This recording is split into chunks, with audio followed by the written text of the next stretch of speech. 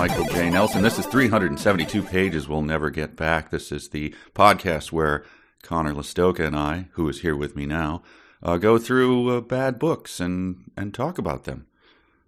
We think they're going to be bad, and I don't think we've been disappointed. Is that right, Connor? Yeah, I don't think we've ever read one of these books that we were like, no, this should be on, high school reading lists. Like this would the Pulitzer Committee really blew it this year. Right. I mean, we get, when we do our riff tracks, many times we'll get people going, why are you doing that movie? That movie's so good. Right. But we haven't really had that phenomenon. Yeah, I mean, I guess Ready Player One was probably the only one of people loving it or thinking that we were, crapping on their favorite book as they, worked on their DeLorean out in the garage to avoid their family or something. But that was an outlier, I would say. Right, and this book, I don't think we're going to find many defenders of this. This is Dan Brown's Digital Fortress. Yes, we're not going to submit to the Great American Book Awards the sentence where the guy is smearing honey on the woman in the NSA's like lunchroom or something. I don't think that was necessarily going to qualify. Right. So we have all the departments for this episode. We got a lot to talk about. A lot being a lot of chapters. I don't know. A lot of chapters. And we don't have any. We didn't get enough fanfic to make this happen this time around. Very disappointed. It was going to be my turn to test you. It was very frustrating, and yeah, I guess we could have just done the all real ones again, but that seemed to provoke a disappointed reaction amongst some certain parties. So there were certain people who weren't as thrilled with that. Yeah, because they were really on a run of hitting about 53% correct, and then suddenly that came along as an outlier. Right. That was like when Mario Mendoza went 0 for 5 in a game to drop his own batting average below the Mendoza line, and he thought he was frustrated by that. So yeah, we there are themes that arise obviously in every author's works, and the themes in this one are they're a little tiring at this point. The length of the book is not the structure does not hold, I would say. I thought the same thing. The first 60% or whatever, it was like, all right, people are eating weird things and they're like crapping on Spain. This is great. And now it's just trying to actually build some tension, and it is so ponderous. It's Casey Kasem dying dog level ponderous. Jabba can only lift so much of the weight here, people. Exactly. I don't know what. But yeah, I mean, we'll dive into that, exactly why it sort of gets ponderous. I have my own theories, I guess, but then there's plenty of dumb stuff here that is still building and still surprising. The characters still prove to be the dumbest geniuses that the world's ever seen. And we do get some, our characters encounter some physical pain, which is always good when you don't like the characters. Yeah, there's stuff to mine here, but it's tossing pages over your shoulder. It's like looking through a stack of something, and so we'll proceed past those things that don't interest us, obviously, and just kind of shovel through it. Dan Brown has a good metaphor for searching for something that comes up pretty early, so we'll keep that in mind. It comes up in the second chapter we review, so might as well get started so we can discuss that. As I pointed out to you, Connor, off air, I made the mistake, just a habit of printing my notes and putting a page break after the chapter notes, because normally that's three or four pages of notes, and this time I heard my printer going and went, I realized my mistake as it churned out page after empty page. Your printer went out with an axe to chop down another tree. Yes. So we're doing 61 through 80, so let's dive in. Yeah. The first thing we have is the first of many instances in this section of, we talked about it on an earlier episode, of the alarm goes off and the guy says, it's probably just a bird, ignore it. And that happens a lot with Midge, who has been described as having her instincts always be correct and has her finger on the pulse of everything and should be trusted in any situation. And she essentially just starts at a 13 level of alarmed, and everyone continues to ignore her as she keeps ratcheting it up. It's amazing. I don't know what purpose she's supposed to serve, but every single person she encounters is like, shut up, Midge. shut up. We got it under control. Right, yeah. So she's saying that, like, the power is out or something, and she's talking to Jabba. Her voice was tense. Jabba replies, "You're seeing things. It's pitch black," she yelled. Jabba, and then we get these descriptions. Jabba sighed. Jabba rolled his eyes. And then it was official, Jabba thought. Midge was in one of her moods.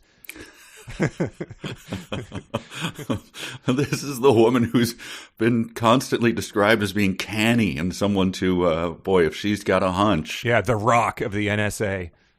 She knows more about it. She's been in and out of it. She may be a little saucy, but she's got her finger on the pulse. And shut up, Midge. Go to hell. What are you doing? A weird turnabout. Before we got to that, though, we get this description of Jabba, who is a huge tadpole of a man. Yes. There was a penlight in his mouth, a soldering iron in his hand, and a large schematic blueprint propped on his belly. So, I mean, as a tadpole, he's pretty much all belly, right? So, yeah, right. I mean, which part of him could he prop anything on that wasn't enveloped in the whole belly thing? He probably has a calzone on, like, the bottom right quadrant of the belly, and then his Dr. Pepper 2-liter is on, like, the top right, the blueprint's on the top left, and then, I don't know. There's a bag of Doritos that if he sort of, like, shakes a roll of his belly, it kind of puts a few Doritos into his mouth, kind of. He's perfected some method of doing that. And he's, however, he's smart and genius, and we're supposed to take him seriously. He's also soldering, right? Yeah. This comes back to bite him, and he's soldering on his back with the soldering iron up over up above him. Yes. So later on, I guess, is when it actually drips on him. But he's defying all logic as to how you would operate with molten metal by placing it above you, and when it drips off onto you, being very surprised. Also, soldering. I mean, aren't we sort of replacing circuit boards and things? I just don't see. I don't know. It seems like an old-fashioned thing wedged in there. Sure. Yeah, and like, I need more dilithium crystal kind of stuff. Sure. But so then you get Midge, and it's just funny. Like, he obviously put Jabba in there because his tween son or something probably said that was like a funny name for a gross slob of an IT guy. But when you're trying to actually have the serious moments of the book, it's very funny that Midge is is saying sentences like this. Midge's response was icy.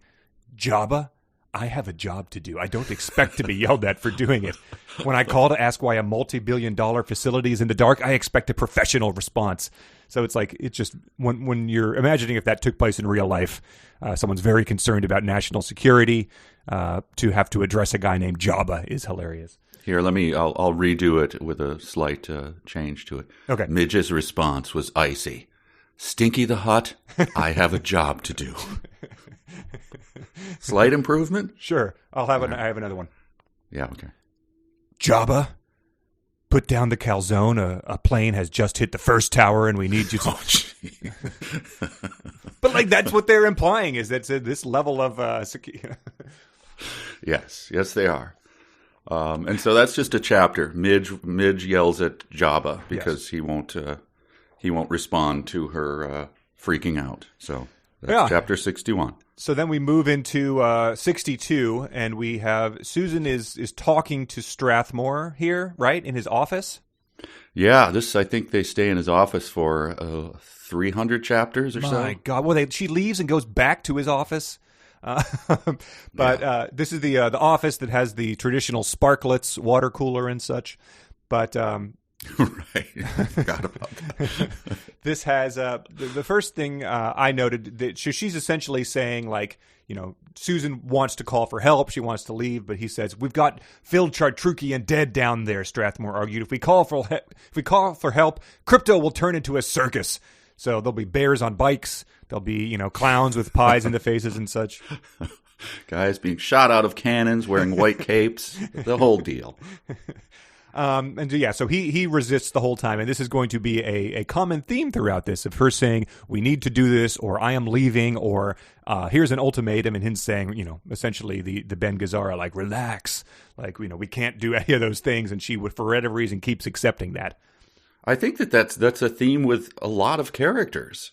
Is some person trying to compel another character to care about something and them not caring about it. Mm-hmm. And then the only twist being that later they'll say, but that's because he knew that, right. And then it just keeps repeating itself over and over again. Yeah, it is just not the way any of these people would behave. If you ever saw someone murdered, I just imagine, you would shift into an entirely new gear, like, especially with the murderer still being in the same building as you. Like, any of these, like, polite deferrals to, like, you really need to listen to me now. You'd be like, I'm getting the hell out of here immediately. Right. Like, you're not going to be trying to signal people with your eyes, like, murder, he murdered.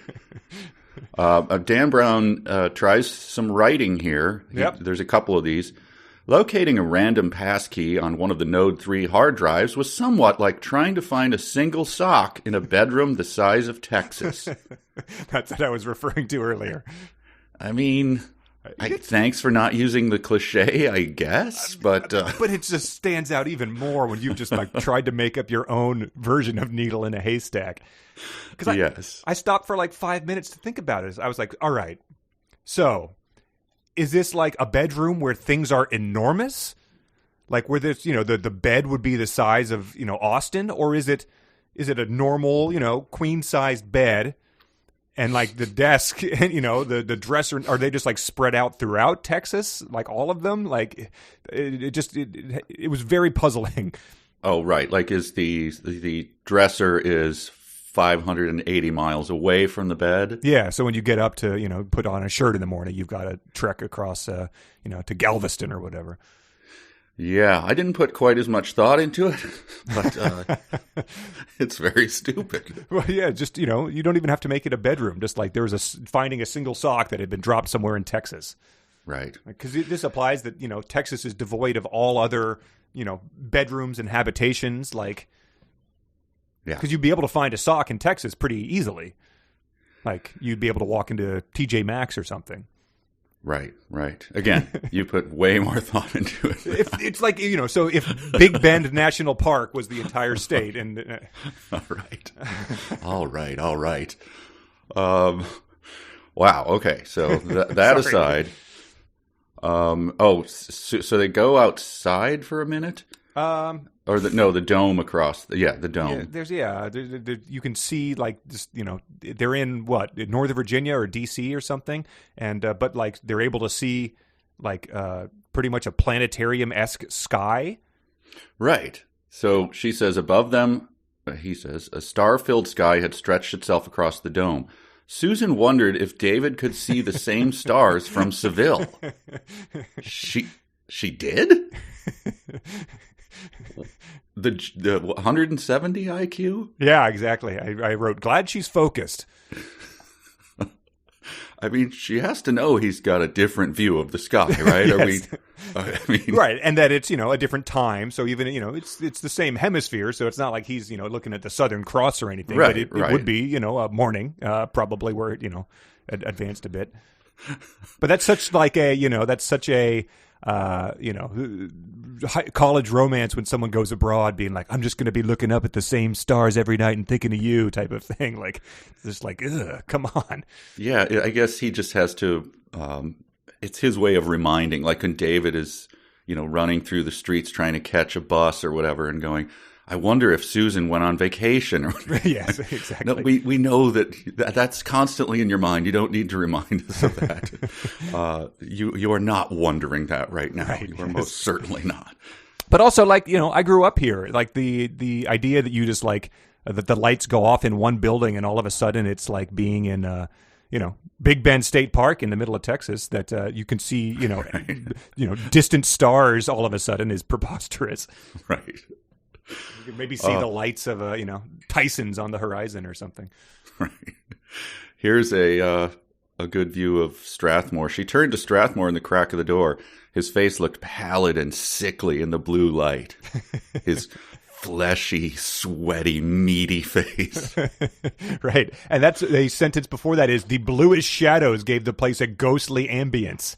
So yeah, we get it. Things are blue. You don't look good when blue light is shining on you. Like, come on. He should have followed it up with, in contrast to Susan, where the blue light like reflected off of the negligee that just peeked from below her thin blouse. A lacy strap, yes. In the coldness, there was you could see the outline of the nipples of her. Right. Well, Strathmore stalked outside the door. It was no wonder his wife was leaving him. I mean, that continues too. Like, I mean, throughout this, like, we just have more like gross guys, and the women continue to be, even if they're like crying and like underage in a public bathroom, they're still like, put together to an amazing degree. Right. Yep. The women are flouncing about. The men are, sweaty hulks, just gross, growling at each other. Well, that's all I have for that. Yeah, it was a long chapter with yielding very little. Right. Chapter 63 goes back to David Becker in Seville, and he is on his newly purchased Vespa motorcycle, which is struggling up the entry route to the airport. His knuckles had been white the whole way. His watch read just after 2 a.m. local time. So we've all been to the airport. I just have trouble imagining the world in which this man doesn't realize that he's already failed at his mission. Right. But he does what he does well, which is to go into subterfuge with not a flight attendant, a desk clerk. Yes. And we get this. This is a stern settle down to Mr. Brown here. He's saying to her, she's a young girl, maybe 15 or 16. Her hair was... Before the words left his mouth, Becker realized his mistake. The agent's eyes narrowed. Your lover is 15 years old? That is a firm settle down, Mr. Brown. Watch yourself, counselor. That was the same way that Richard Reed, the shoe bomber, got on the plane, though. He told them that they didn't want to let him on, but he said, no, I'm sorry, it was a friend of mine. And they said, oh, a lover's quarrel, and waved him through security. Right. Said, if it's a lover and you're asking and you have the ring on you, get on the back of this ride. And, right, yes. Honk, honk. Who am I to stand in the way of true love? I'm getting you there on time. They introduced, I mean, it sort of, that's like, it happens later too with the 15-year-old girl, but you have these sort of like Austin Powers-y misunderstanding, quote under quotes, like for like comedic sense of like, him thinking that he turns into a perv in this woman's eyes very quickly. Yes. So he fails at that, and that chapter just ends. It's a good chapter end, though. Oh, yeah, it is a great chapter end. Before the chapter end, though, he does approach the custodian who is buffing the floors, and he says, like, I'm looking for una niña, pelo, red, white, and blue hair. The custodian laughed. Que fea, sounds ugly. He shook his head and went back to work. So, like, we have, like, the biggest dick in the universe, because, like, why would you be looking for someone that you were, like, going to accept that as an answer? It's clearly a relative or, a girlfriend or something, but... Nobody looks for an ugly person. So it has the most dramatic chapter ending yet. This is one of his best. Final sentence of the chapter. First, he needed to make a long overdue trip to a restroom. Turn that page. Yeah, exactly. Is he going to make it to the restroom? I can't wait to see. I have to go One back or to two. the dome. One or two. Oh, and so then on to chapter 64, right? Yeah. I think my first note was that she's gone back to node 3.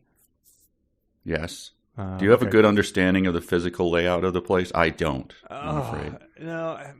No, because, like, they have the gateway to Hell, which is the hole in the middle of the room that drops down to translator. We have node 3, which is, I think, just, a regular office, sort of like the conference room, essentially. And then we have a big staircase that goes up to Strathmore's office, which we get some very fun details about later. Yes. So it's like a adventure game where these are the only 3 locations you need to go to, and whatever else may exist in this building, like, it's not addressed. So is node 3 where Hale's desk and her desk were? Yeah, that's where he ate the tofu right out of the fridge. Okay, so it's the one that's like sealed up, and you can see it. Chartrukian was pressing his greasy, sweaty face against the glass. Right, yeah. Okay. And just where she was like digging her like Ferragamo heels into the carpet and like tying a cherry stem with her mouth. And Okay. Well, the first note that I have on this one is Hale's smell. She wondered if maybe the deionizer was malfunctioning. The smell was vaguely familiar, and with it came an unsettling chill. She pictured Hale locked below in his enormous steaming cell. Did he set something on fire? All right, so deionizer malfunctioning. Did he set something on fire? Familiar smell. She looked up at the vents and sniffed, but the odor seemed to be coming from nearby. Susan glanced toward the lattice doors of the kitchenette, and in an instant she recognized the smell. It was cologne and sweat. Good God. So, what? She thinks that something's on fire? An electrical fire? Like one of the worst smells in the universe is what he's chosen to wear? Deionizer malfunctioning? Maybe that's the name of the cologne. Yeah. Malfunctioning deionizer. But also, so again, she is noticing things at her 170 IQ substantially slower than we, the reader, who we hung a flag on this one when they first mentioned his cologne because we were like, well, that will come back, obviously. Like, yeah. She noticed it, but then forgot what it smelled like, I guess. Yeah. It just, again, what is happening with her sense of, when you smell something on fire do you get those mixed up? Right. Yes. I don't know. Deionizers, fire, colognes. Yeah, and I wouldn't know how to clear understanding of each one. Right, because cologne, I wouldn't know how to describe it. You would just be like, "Oh, that is some strong cologne someone is wearing, like on this plane. This is not good." But in no universe would that be, confused with malfunctioning electronics. Flight attendant, I believe the plane is on fire. The guy sitting the aisle over from you is like offended. Please, that's obviously my cologne. Right. It's just mixing with my, gold chains and aviator sunglasses as I'm flying to Vegas to, yes. Gamble $100,000 on Baccarat. So have you ever been a cologne guy? I think back in the 80s, I probably bought one of those, when everyone was wearing horrible colognes. Yeah, I don't know. But I think I quickly learned that pretty much every woman I encountered would say, like, what is that? Like, there was no, it was not pleasant. Right. So I quickly abandoned that. Is something on fire? What are you doing?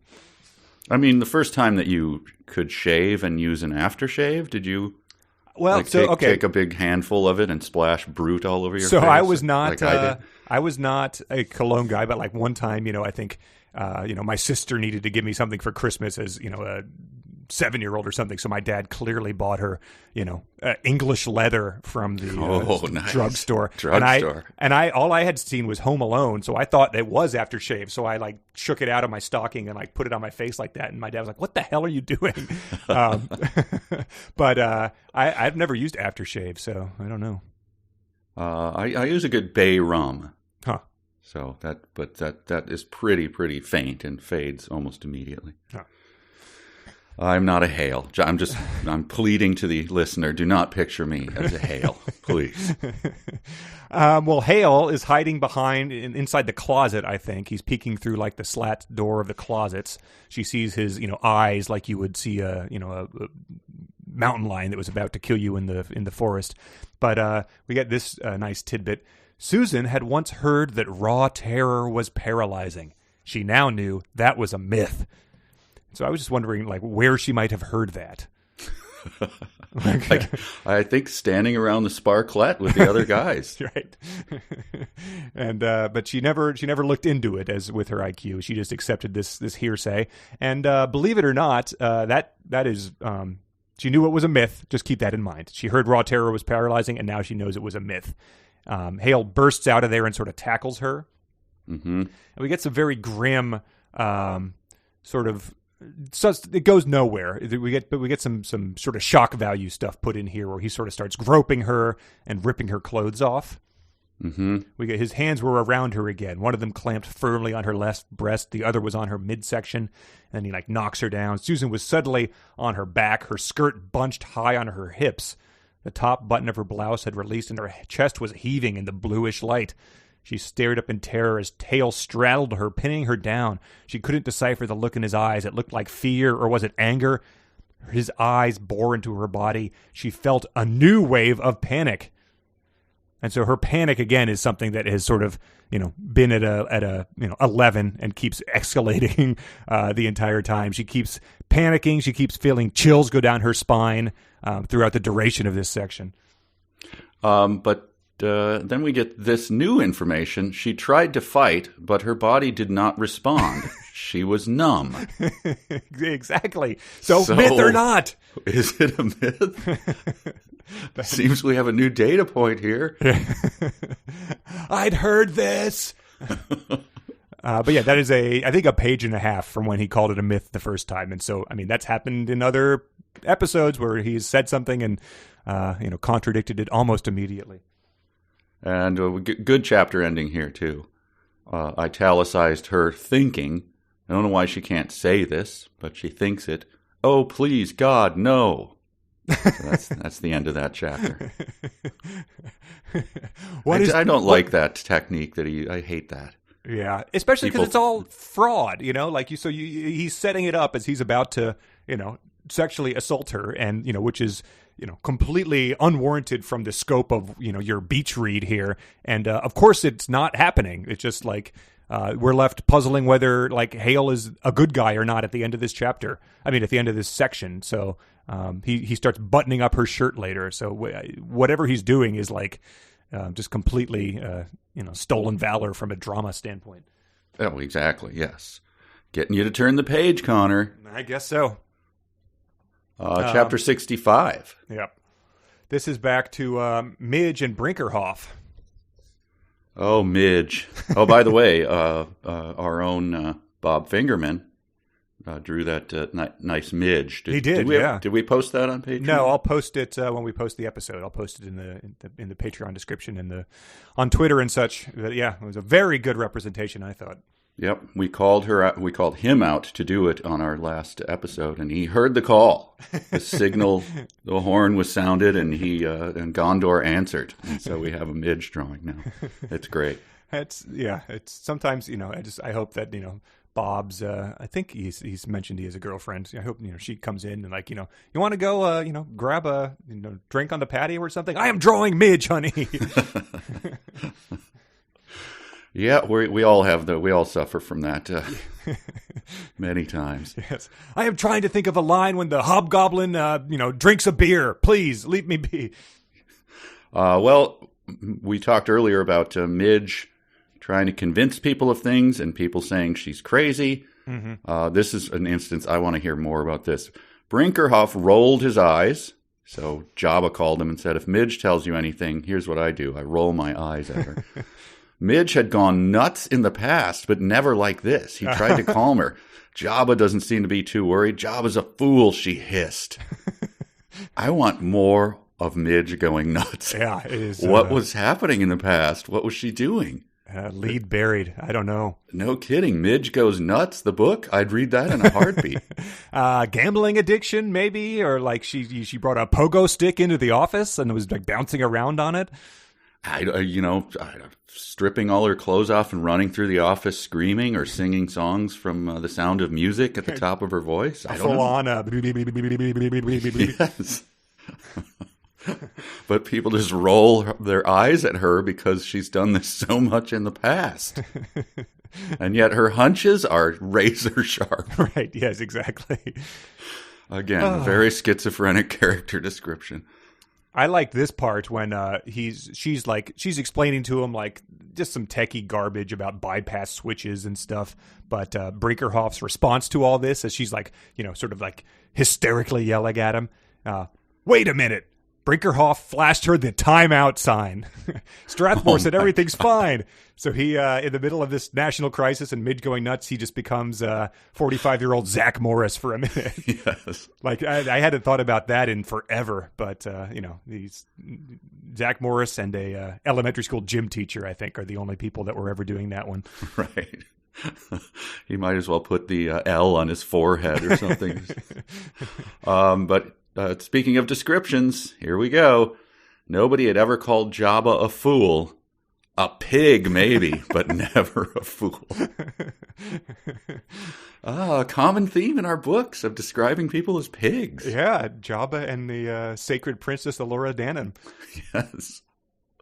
Wow. So, Jabba from three buildings over is like, hey. Right. I'm just sitting here. I'm living my life. I'm dusting off a calzone. Right. So pigs combined with a tadpole. We need like one of those Conan if they mated type of things. Right. Like what would that look like? Or like that sounds like a weird chimera like type of creature, like the Sphinx, the pig's face with a tadpole's body maybe. Right. But then, so they're not calling him a fool, but they call him a pig. And then he says, "You're trusting feminine intuition over Jabba's advanced degrees in anti-invasive programming," which I will spoil. That was submitted as a dumb sentence because it is incredibly dumb, insulting. It's everything. Oh, wow. I did not write that one down. That one went right past me. So yeah, but that's another, he's dismissing Midge's, three decades of service, I think, to the NSA and the tendency to always be right as feminine intuition. Right. So she blackmails, what's his name? Brinkerhoff. But here's Midge getting very midgy. "If Strathmore bypassed, we call security. If I'm wrong, I'll leave and you can go smear marmalade all over Carmen Huerta." She gave him a malicious glare and held out her hands for the keys. "I'm waiting." So full Midge there. Yeah, really. Yeah, that is. I don't know if this Midge. is her going crazy or this is which aspect of her personality. Oh, yeah. I mean, slightly nuts, I guess. But right. Listen, this is amazing. This is I think the first time this has ever happened. "This is an emergency," she says. "I need to see that list." Brinkerhoff put his hands on her shoulders. "Midge, please settle down." The first time a book has ever issued itself, the firm settled down. Wow. Even grasping the shoulders. Yeah. Wow. Not even just the flat 1,000-yard stare and then a pause and then a settle down. It's serious here. So that was delightful. But the marmalade was not just her sort of being colorful, as we learn when he sort of witnesses the actual blackmail she has all queued up for him. Yep, she puts it all over the monitors, and we get, I don't know if you can top, Becker having to go to the bathroom at the airport, but I think this does top it. Wow, all right. Do you have it? Yeah. I have it right here. Brinkerhoff flushed. He turned back to the monitors. He tried to block out the images overhead, but it was no use. He was everywhere, groaning with pleasure and eagerly fondling Carmen Huerta's small, honey-covered breasts. Brinkerhoff grasped his own shoulders and said, "Settle down." So they've done Carmen a great service of really developing her character as a rich, full person here. And come on, in the office, really? At the NSA? Yeah. I mean, come on. Sneaking off in the first place, but then being like, you've put honey in tea and accidentally touched the sort of top of the squeeze bottle or something and be like, oh God, I'm going to have to scrub my hands for 45 seconds to get this off here. And, Carmen is evidently buttoning up her, presumably sheer sexy blouse and just going back to work.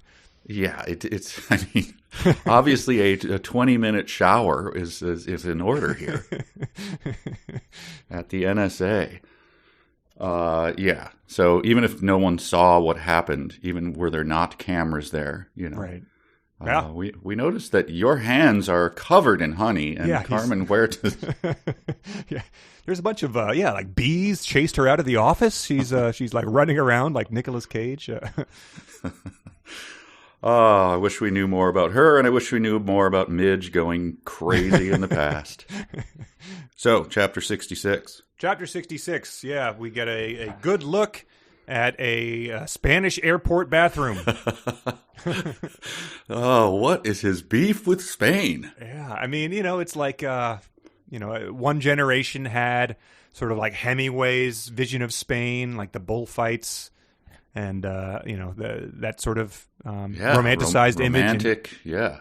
We get this passage to really sort of, none of us can travel right now, but, we can be transported to exotic locales through the magic of writing. The restroom was typical Spanish institutional.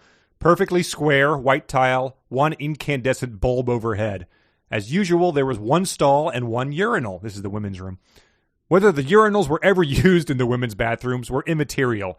Adding them saved the contractors the expense of having to build the extra stall. So, yeah, I mean, you could be transported to a bullfight or like the Plaza Mayor in Madrid, but this is where I choose to go. I close my eyes and just let Dan Brown transport me.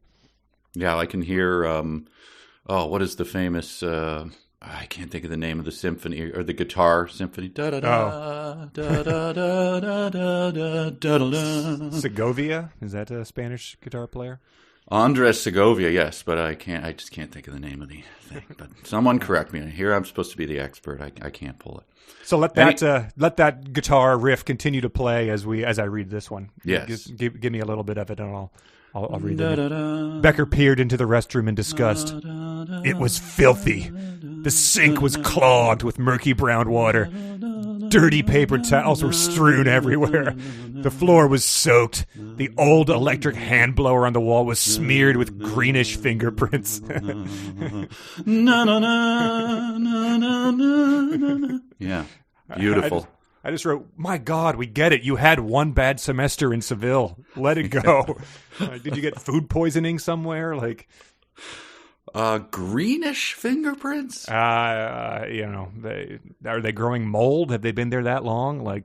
An airport bathroom is never a pleasant place, but you had a janitor outside buffing the floors, so clearly it's getting some attention. I guess he's just throwing up his hands and going, I'm the floor buffer guy, not my job. Right, exactly. Check out the floors, fine. But sir, there are paper towels strewn everywhere. I work around them. It's not my job to pick them up. Around the towels, it's very clean.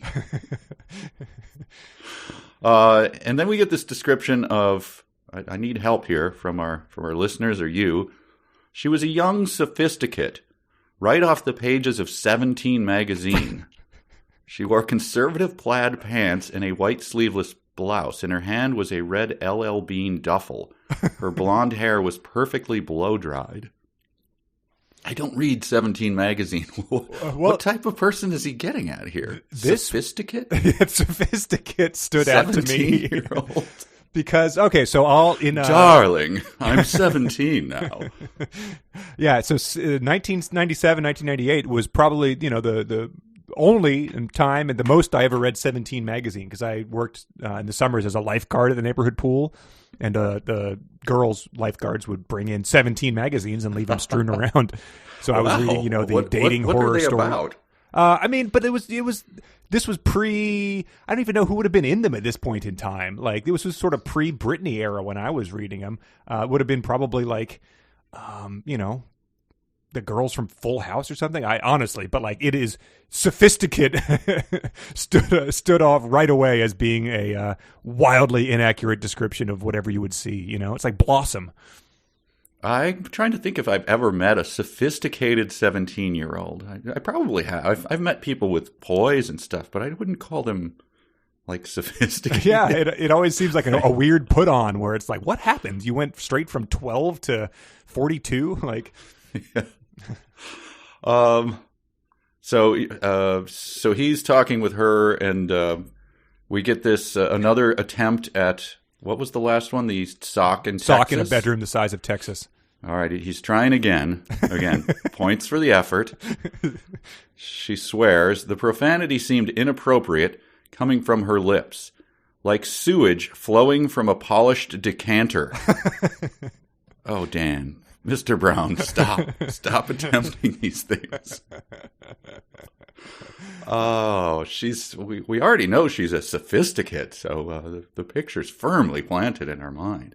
Yeah, and so he just how like glowing and soft, like gauzy filter must she look like for him to think that at 17 calling him a fucking weirdo is like turning on a valve of sewage out of a crystal. I mean, it's insane. Like it makes it's like a bad metaphor contest.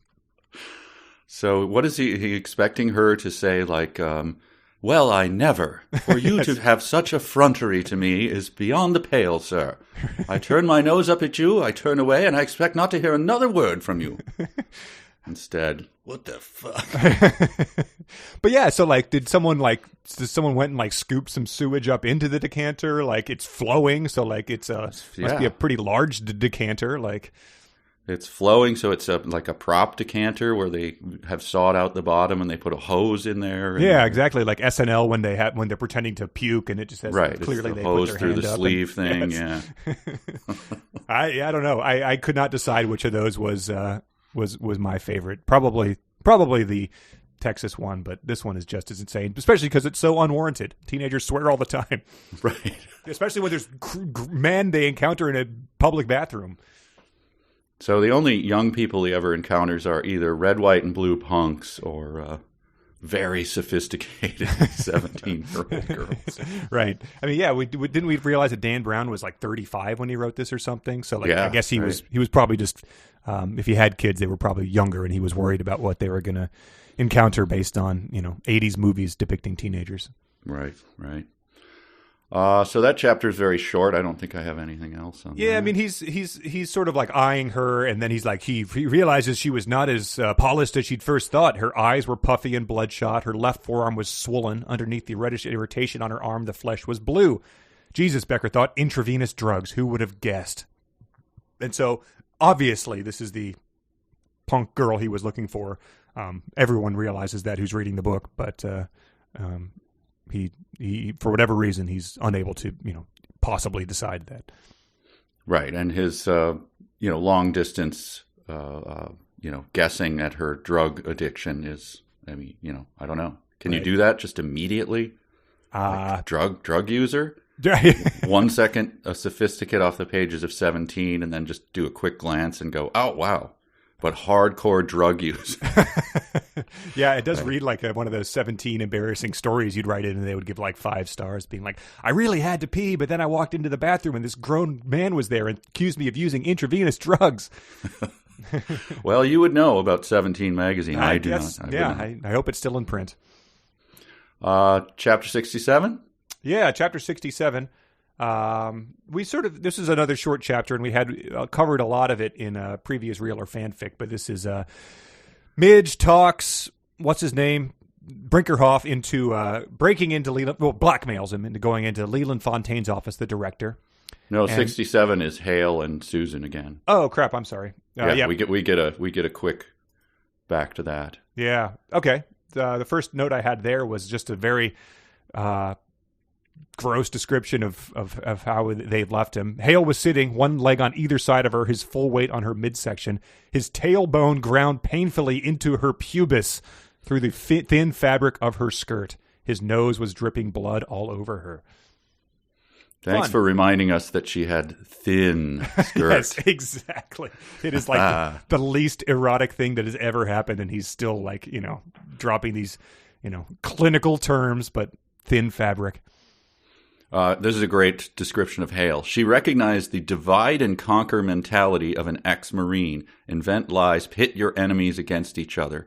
I believe that is the motto, right? It's not Semper Fi. That's what pit your enemies against each other. Invent lies. You do see bumper stickers with the Marine logo, and it says that. Bizarre. Yeah, it's so strange.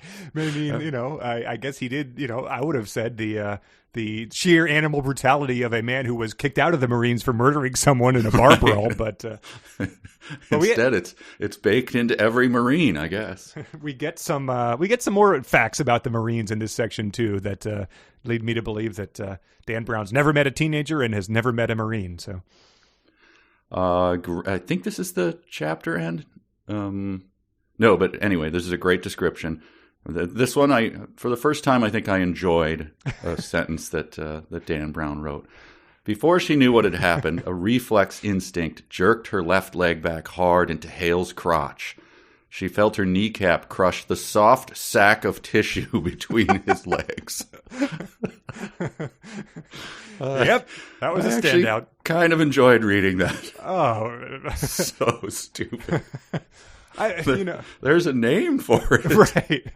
And like, of all the things you're describing as soft, there's two hard things down there that are. It's I felt bad for Hale in that situation. Oh, that was good. I tip my cap, Dan Brown. Right. It is. It's like a contest to think of a way that no one has ever described this in the history of the planet, and he has won that contest like 3 times already in this section alone. I guess you could get clinical about it and say, "Can you crush a soft sack?" And he does use sack, S-A-C, so the medical. That's a good touch there. Yeah, those were all my highlights of that section. I had all 3 of those. Okay. Oh wait, but he did button her top back up and covered her up, and he sort of which is it comes out of nowhere and invalidates what happened in the previous chapter. But he says, "You've got to get me out of here. You've got to help me. Strathmore killed Tratrukian. I saw it," and so that sets up this ongoing he said where they're you're not sure what to believe, but it's just because you have 2 unreliable narrators telling you different things. So I don't appreciate it, but if I had to predict, I would say that it's probably going to turn out that Strathmore killed him. I don't know. He's playing a stupid game with this. I think as he was writing it, I'm not sure he knew. Mm-hmm. I don't think he had outlined it or anything. It just seems to be ping-ponging back and forth between... I'm keeping you on edge. You don't know. It's like, I don't think you know. Yeah, either. Exactly. Yeah, you don't know because you're just lying to us. Strathmore starts to have first person sections, but you have no idea, what to believe, and because it's just all that sort of TV serial type of drama. And I think through chapter 80, still left hanging. I think. Oh, yeah, absolutely no. Yeah, there's just Mission Impossible style. Face peel-offs and, Batman still in the car that exploded, but he wasn't in it type of reveals. Right. Well, chapter 68 is what takes us to Director Leland Fontaine's private office, which looked nothing like the rest of the directorial suite. There were no paintings, no overstuffed chairs, no ficus plants, no antique clocks. We are left hanging about the requisite Sparklets water cooler, however. I know. I was just like, come on. That was an of course, right? And of course. Yeah. I think it was described as, of course, the requisite Sparklets water cooler. But we do get, the other directorial suites, overstuffed chairs and ficus plants and antique clocks. Right. Whereas I was picturing sort of sleek, like glass desks. Yeah, no, they're and just slim monitors and everything. These are more like I don't know, like the guy from Harlem's apartment or something. Cartoon villains, from 80s movies, cocaine fiends, from right. Overstuffed chairs. Yeah, are they like grandfather clocks or like just the sort of like mantelpieces with like made out of ivory or something? You'd think they would want like clocks that were all synced up to some sort of digital system in this hyper secure environment, but. He's like, oh, wait, got to pull down the weight on this wall-mounted cuckoo clock so it stays wound. Oh, my ancient ship's barometer is slightly off kilter here. Let me adjust that and then dust off the yak horns on my stuffed wall mount here. Sir, the coup happened while you were doing that. 18 operatives in Venezuela are dead, so we really ought to upgrade this. I think I just claimed that yaks have horns. I'm going to leave it. I'm going to leave it there. You're going to have to deal with that. Okay. Yaks do have horns. Do they? Yeah. I'm trying to think. I'm looking at one right now. Okay. You have a pet yak? I do. I'm becoming one of the characters from our Meet the Authors. How big are the horns? I can't picture They look them. like Texas Longhorns, which you would probably find a lot of in your encounter to track down that sock. Right. Okay, now I think I've got a mental yak in my... Yeah. I'm looking up at the sky and wondering if you're seeing the same yak that I am in my head. But yeah, so they neither of them noticed the reflection that appeared in the window beside them. A massive figure was standing in Fontaine's open doorway, and this is the part that we had in real or fanfic. I thought you were in South America, and he says, yes, and now I'm back. And as far as I know, we don't get any sort of, I don't think we get like a real explanation for his sudden return or anything like that, but maybe that's forthcoming. I don't think so. I think it just carries on from here, but not, we get another chapter stuck between that. This is enough tension for us now. Yeah. But you skipped over, I have a sonic challenge for you. Oh boy. Because this is we're in the middle of her blackmailing Brinkerhoff, Midge, that is. Okay. So, Si, senor, Midge cackled in a thick Puerto Rican accent. Oh, God. She winked and headed across the suite to Fontaine's double doors. So, God. Hey, you don't have to you can turn it down. No, I'll do it. All right. I mean, all caveats aside. Of course. I mean, this is from the book. You're doing so it's... So wait, what does he say to set it up? I don't know. Oh, just get the damn printout, he snapped, and then get out. Si, senor, Midge cackled in a thick Puerto Rican accent. So I can. Si, senor. I mean, there we go. I was in Puerto Rico in January. I can attest to its authenticness. Let me read you into that again. I want to get a clean one. You ready? Goddamn. Just get the damn printout, and then get out. Si, senor. So, all right, cut and print. Let's isolate that and get it out on the World Wide Web. So yeah, that's what Connor thinks Puerto Rican women sound like when they cackle. Okay. Another physical description. The director, a huge man, sweaty maybe, meaty, thick-fleshed. Probably that all comes with huge, right? Yeah, I think there is a. I think I have. Yes, I later on. He is described as a mountain of a man, and I just wrote down the flesh thickness is implied by that description. Yes. But anyway, so that chapter end. Yes, he's back. Mm-hmm. Since he is there, we know that. But what a chapter sting! Right. Yes, and now I'm back. I thought you weren't coming into work today. I wasn't, but now I did. Okay, all right. I needed to retrieve my file, which I wasn't holding, but now I am. All right, well, back to chapter 69. Woo, chapter 69. Nice.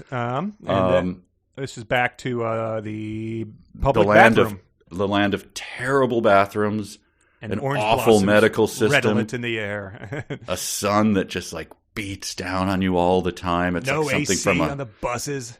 Yeah, it's like something from a Ray Bradbury story where it just won't. The sun is just the killer. So this is Spain. She is. I think she's getting the hell out of there. I think. The first note I have is she says, "Mr. Wait." Or I guess they've gone their separate ways. She says, "Mr. Wait." Now what? Becker groaned. She wants to press invasion of privacy charges, which is something that if you I don't know if that's a charge that you press, but if you do, you usually approach the guy who invaded your privacy to do that. Yes. You don't file a suit or approach a policeman or anything like that. Yes, and Spanish policemen always at the ready to take up the charges of invasion of privacy on the streets as they walk their beat. Right. Yeah. Certainly. No, there was the Club Warlock had a brawl tonight, and 3 punks are dead. But sure, let me handle this invasion of privacy charge. And you say he asked you too many questions about what? This is very, very serious. In Spain, there's one thing we have aside from our terrible bathrooms, and that is very strict privacy laws. And then, so I just have notes about the thing that we also predicted, which was the German sort of tapping his arm and saying, "Fuck off in du." But it turns out that she had just written that on her arm and had tried to scrub it off before she got on the plane. So that's why it looked bluish or whatever. Yeah, I just had my only real note for the chapter was, one big preposterous coincidence go to hell. So that's not much there. Yeah. Yeah. There hasn't so far been a single, plot twist, heavy quotes that we haven't seen coming, I don't think. But we do get this strange way out of him trying to surmise if this is the same person he's looking for. You, Becker stammered, staring at her unpierced ears. You wouldn't happen, I guess he was told she wears earrings, and earrings are clearly removable. You wouldn't happen to wear earrings, would you? The girl eyed him strangely. She fished a tiny object from her pocket and held it out. Becker gazed at the skull pendant dangling in her hand. "A clip-on?" he stammered. "Hell yes," the girl replied. "I'm scared shitless of needles." And I don't know. Common description of earrings? Yes, I wrote, do they really count? Bizarre. I guess afraid of the needles that pierce the ears? Right, but again, are those needles? It's more of just like a hole punch. I never heard it described as a needle, but yeah. Well, I guess this is the sophisticated way to say that. Yes, I forgot about that. The commoners call it something else, ear piercers or something. Yeah, but she calls them needles. This was in a layout that one of the band members of Slater-Kinney had done for the girls in 17. If your parents won't let you get your ears pierced, here are some cool clip-on earrings that you can... Again, that reference is probably right on, right? For when you were reading it. I would read it. Yeah. Then we go to chapter 70, and really all I have is why and the name of hell was this a separate chapter? This is the least. We don't change location or time. Yeah. I don't know. I hadn't really noticed that because there's just so many chapters, but you're absolutely correct. We're just ping-ponging back from the locations, but this time chapter ends with the scared shitless of needles. And dun, then, dun, okay, dun. Dun, dun, dun, turn the page. David Becker stood there at the exact same time. It's very frustrating. I'm sure it's just he probably meant chapter 71. 71 is another garbage one with the Numa guy, so he probably just didn't have them laid out correctly. He probably meant that to interject there. Yeah, but here we get chapter 70 is one big, I'm going to use a reference from my youth, Three's Company misunderstanding, with the landlord outside the door going, "What in the world is going on?" This is going to sound crazy, he said, but I think you've got something I need. Oh, Megan suddenly seemed uncertain. Uh-huh. Of course, I'd be happy to pay you. The thing that I need from you is, Yes. Yeah, right. I wrote Austin Powers, but that's a much better comparison to... I can imagine John Ritter being the actual character who was doing this, not realizing what he's wading into. And, of course, it ends in her pepper spraying him. Mm-hmm. She was using Pepper Guard, the environmentally safe alternative to mace. And that is Pepper, camel case, guard, G-A-R-D is one word. Just a bizarre thing to include. He also does the little flash to he and Susan going to Stone Manor again. Oh, my God. So stop it! The horniness is just it has no off switch, and as he's talking to a 16-year-old girl at 2:30 a.m. in a filthy airport who is alarmed enough that she's about to mace him, and he's just imagining the romp they're about to have. Why the aside about Pepper Guard? the environmentally safe, which is made from a potent blend of cayenne and chili peppers. Getting in the weeds, unforced error there. Cayenne, right, of course, is a chili pepper. And I believe he spelled chili wrong, but that's, it's with an E when you're talking about the pepper, correct? Right. He spelled it like the dish you spelled it like the dish in your big bedroom in Texas. Yes. Nice. Wow. I don't know. And is that presumably a brand you can buy in Spain? Because I don't know if you're allowed to be traveling with that internationally. Maybe in the late 90s it was still okay. Yeah, I guess so. I don't know. I think he thinks he's being clever by suddenly stopping, freezing the moment, and giving you, more information than you need. Yeah. She pulled out her pepper spray and, directed a stream of it directly into his eyes or whatever. No, it's Pepper Guard, the environmentally safe. Maybe it's just a view into the mind of a 16-year-old sophisticate in 1998. That is true. Again, you would know. Test your own knowledge of 17. Was there a lot of articles about Pepper Guard? Probably. There was. If you're going to the NSYNC concerts when they start to exist in 2 more years, you might want to. Oh no, NSYNC was around then, I guess. But that might want to be what you carry if you're thinking about the environment. I like this detail about her. He eyed the girl. This is before all this happens. He knew his search was over. She had washed her hair and changed clothes, maybe in hopes of having better luck selling the ring. But she'd never boarded for New York. So that's a typical 16-year-old thought processes in a foreign country. 1, go to the airport to sell your ring. 2, you'll have better luck if you wash your hair and change your clothes from your red, white, and blue dye. No indication of where she did it. Presumably the filthy bathroom. Yeah. That's why there's paper towels all over the floor. That could be the green smudges, I guess. But, that's asking a lot. That's making a big assumption on the behalf of an author who has not earned it. No, of course. Just a stupid coincidence, and we're supposed to go, oh my God, it's her? Oh, wow. Chapter 71, the most worthless chapter, I think, which is saying a lot. It is. A whole lot. I just wrote down, guess the word count. Taduka no Matoga waits for a phone call. That's the whole chapter. Yes. It had 122 total words. It took up, far less than half a page in a very slim page layout as it is. But it had you turning the page. It did. And it still had... It still had some. This is the only one of these I think that had anything worthwhile. It says they're tracking a phone call, and they have been every time he's appeared. It's taking a bit longer than expected. It came from a cellular, Numataka mused. Figures. Fortunately for the Japanese economy, the Americans had an insatiable appetite for electronic gadgets. So this is, I guess it's just, late 90s. Not everyone had one. But talk about something that aged, incredibly poorly. Well, on some level it is true. I don't know if you remember, people used to stick fake cell phone antennas on their car. As like a brag? Yes. As like a status symbol of, I am rich enough to afford a car phone. That is so and embarrassing. They had those distinctive spiral little aerials. Wow. Yeah.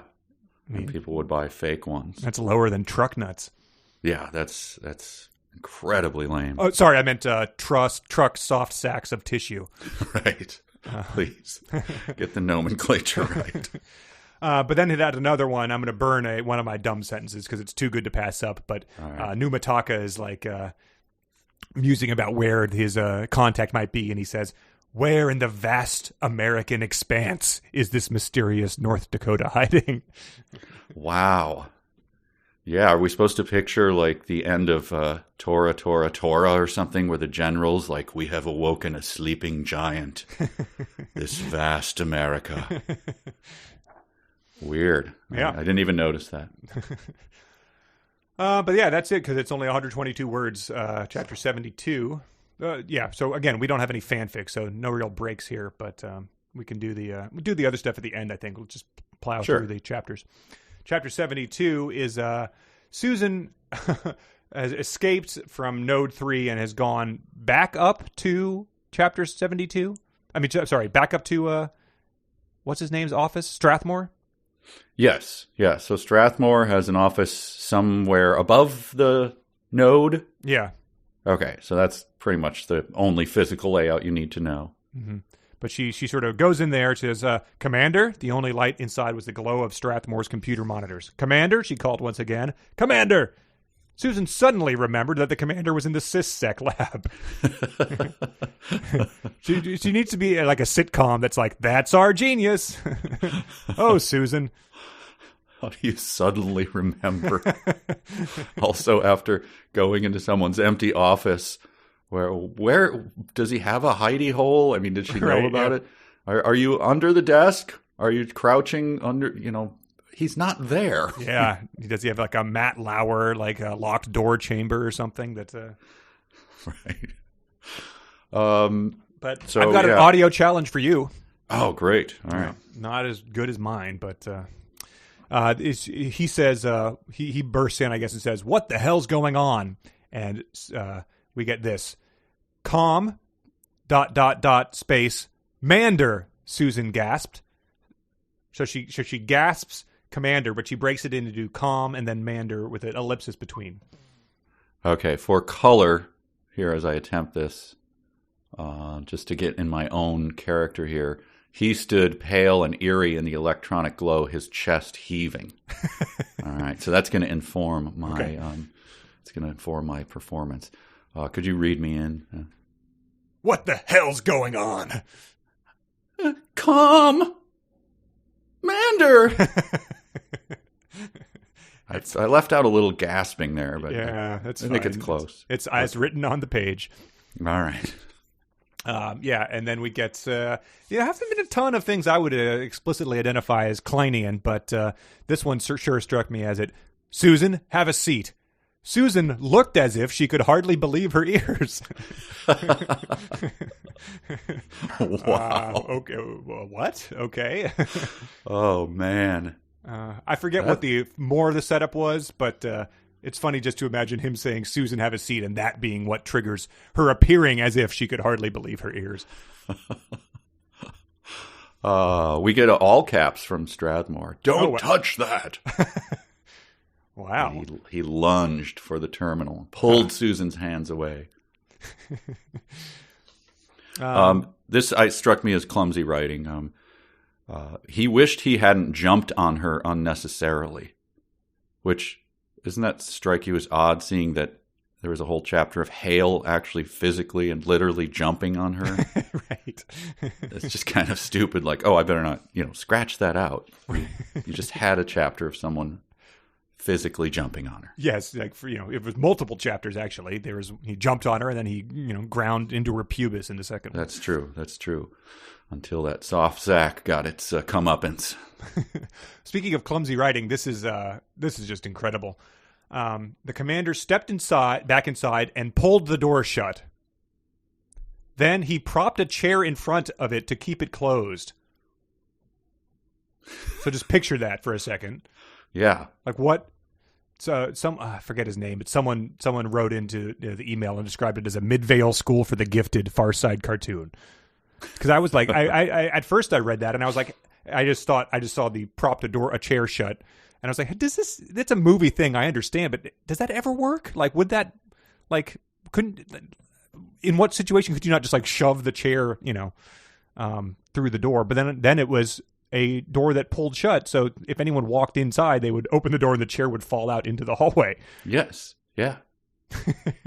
And also to keep it closed, so it does. I guess the hardware for the door has been stripped out of it, like it doesn't have a latch or anything. Yeah, maybe the locks are electronic and the locks are out. I don't know, but it does seem a touch inaccurate. I guess if it was sort of a slatted back, you could put it over the handle and maybe the weight of it would keep the door from just sort of slowly swinging open. Yeah, I mean, if it needed to push open, and then the legs of the chair would like dig into the carpet like one of Susan's Ferragamo heels. Right. I guess that works. I don't know, but yeah, not when you just open the door and it falls on you like the bucket of water prank, essentially. Oh, it's going to work about as well as a sock in Texas, as far as I'm concerned. My friend told me, this is the sort of thing that, like, he told me his dad or uncle advised him about, and it's going to turn out that it comes from a movie or something, but I always thought it was funny. He's like, if you ever want to take a nap in your office, you go sort of behind where the door opens, and you dump a bunch of paper clips on the ground. So then when someone opens the door, it knocks into you, wakes you up, and then you can pretend like you were on the ground picking up the paper clips. Wait a minute. This is by far the most successful of my friends in the business world. He has dozens of companies, that one of them was CNBC's like top disruptor to watch last year. And so, yeah, this is his business advice TED Talk. My gosh. There's no way that anyone has ever. No.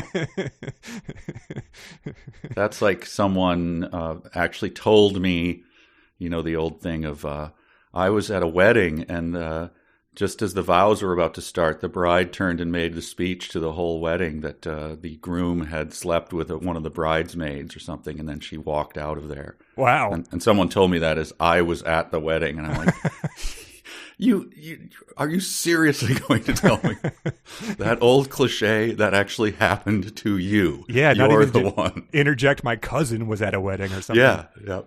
My cousin went to Mexico and brought back a chihuahua, and then it turned out it was a rat. That type of scary story to tell in the dark type of thing. Yeah, I think that happened. Well, it was probably about college time, and there was an older guy there who just went in the middle of it, like called absolute bullshit on him. Embarrassed him, like, no, that is an old cliche. You can't tell that as though it's you. Guy got super embarrassed. That same friend, he had a lot of good stories. But he had one story about a guy in college who was at a party and he was dancing on a table and then whipped it out essentially. And so when we went to visit him at college, we were like, where was that party? Like, we should, that sounded like they had wild parties. That guy you told us about that, and then he sort of turned to his friend and he was like, hey, Rich, remember that party you were at where, he had just passed this story off as his own story. And then immediately when called upon it in front of the person it actually happened to, had to play it off. And then the third story about this guy, another guy in his frat at MIT, played lacrosse with a guy whose last name was Smithmouth. Smithmouth? And on his lacrosse stick, he was the goalie, was written, God giveth, Smithmouth taketh away. Wow. And then it turned out, after just telling this story for years and being like, that is the most amazing thing to have written on a stick, it turned out the guy's name was Smith. And he just added in Smithmouth for color. What? Which makes it a worthless story. What? Yes. Completely, not cool at all. Just some dipshit named Smith who wrote that on his stick, the most common last name in the country. What a bizarre thing to make up. How does that gain you anything? I don't know. I'm telling the story now, so. Well, yeah, but because of the and fact he's, that on the Fortune 500, so it all worked out. Wow. All right. Well. All right. Some good stories. Chapter. If anyone does do the paperclip thing, please let us know how it works out when you ever get back to an office job. I mean, was that straight out of George Costanza's life? Probably. That's the sort of a poor man's George. The idea, of course, came from Cosmo, and George did it. And then after he props the door open, it says, in the pale glow of the monitors, Susan saw what he was holding. Her face went pale. God, so bad. And then it ends with him saying, Susan, he began, I haven't been entirely honest with you. So keep that in mind. He has confessed that at this point in time. Oh, my God. The chapter where he talks about not being entirely honest with her is the most ponderous. Which we'll get to in a second, because chapter 73, another absolutely worthless chapter. Mm-hmm. The entire gist of which is David Becker's eyes hurt. Yep. That's what we get. Oh, and Megan returns after having hosed down his face with pepper guard. She comes back to him. Yeah, she wonders how he knew her name. And the only thing I thought was interesting was it felt like his face had been doused in turpentine and ignited. And I just thought that turpentine was, again, an odd choice. I guess it's probably flammable, but... It is. Gasoline? Lighter fluid? A mixture of 3 volatile chemicals had been put on his face and lit a fire with a Bic lighter. Or whatever the environmentally sound alternative to turpentine might be. Right. So, yeah, that's all. I don't have anything for that. Nope. We go to chapter 74, that's where we get introduced to Leland Fontaine being a mountain of a man. Oh, yes. The first African-American director of the National Security Agency. Nobody ever mentioned the distinction. Fontaine's politics were decidedly colorblind, and his staff wisely followed suit. No one ever mentioned it? Then why was it even mentioned? The distinction? Nobody ever sees him. Yeah. That seemed odd. I don't know why that's in there. Yeah, I mean, I get two feelings about that. I get the feeling that, one, people would definitely mention that. People mention that about, like, Frank Robinson. He was the first African-American baseball manager. It's, I'm sure he's proud of that fact. Two, I'm sure that this is the last we will ever hear about this in this book as well. I think it was probably put in there for color and will have absolutely no bearing on anything and never be mentioned again. And also, Fontaine's politics were decidedly colorblind. How would that matter? In terms of him being an African-American man? I don't know. It's one of those things that people say that is usually never true. I just feel like unforced error. Like you're drawing a distinction to something that just makes you ask questions about it instead of going, sure. Right. Gotcha. That's interesting. Yeah. So is Fontaine one of those guys that's like, I don't see race type of thing? Like, or is he like... I guess it's it raises more questions than it answers, which is his style. Right. So he walks in on them. But wait, so his staff wisely follows suit, as if his staff is like, God, I really want to get some race-based politics going here, but I guess it'd be wise to follow suit here, since the director doesn't seem interested in that. Right. Again, unforced errors. So he walks in on them. It's basically, what are you doing in my office? And they're caught like little kids. Mm-hmm. But after he catches him, this sentence caught my eye. Okay. Fontaine had kept Midge and Brinkerhoff standing as he went through the silent ritual of making himself a mug of Guatemalan Java. So... Imagine that. I am imagining it. It's let's take it at face value. And so I wondered about it, and I went to the dark web. Oh, right. I tried. Oh, I could not get on because our internet was down. Huh. Well, the dark web seems to like more than anything. The dark web seems to have a lot of reenactments of moments where characters are kept silent. It's largely that. If you don't cruise the dark web, you probably wonder. Yeah. You think it's like people looking for ways to make survivalists exchanging Molotov tips cocktails and stuff like that, or to dirty spy camps and stuff like that. But right, you're saying it's mostly recreations of things moments from terrible in books. Yeah. Okay, where the writing is sort of not. If you bear it out in real life, the writing is absurd. Right. Okay. Right. But I was unable to get that, so I got on the horn right away and I called the 372 players. Oh, right. Yeah. So those guys, huh?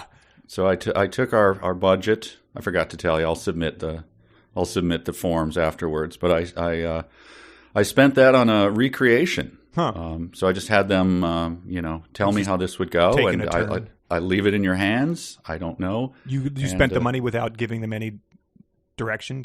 No, I didn't give them any direction. They're the 372 players. They and last time they really blew it, and they sort of gave this stilted performance. They didn't. Everybody even really deserves use microphones. A second. Connor, now more than ever in these uncertain times, I feel like it's okay to reach out and give people a second chance. So, so I did, and so here's the 372 players recreating the moment where the director of the NSA silently makes a cup of Guatemalan Java while two people stand there. So here it is. All right. Well. Sir, we were just... I didn't expect it. Shut up, both of you. You stand there while I go through the silent ritual of making a mug of Guatemalan Java. Damn it. Did you hear that? It was pretty loud. Yeah, it was kind of obvious. All right, let me start again. No Guatemalan would ever make that mistake. Let me just grind this coffee. Yeah, I can hear that. It's pretty loud. Damn it, this is supposed to be silent. Uh-huh. I have some pre-ground bagged Guatemalan. Okay, here we go. That's not silent. It's really not. Crap! All right, here.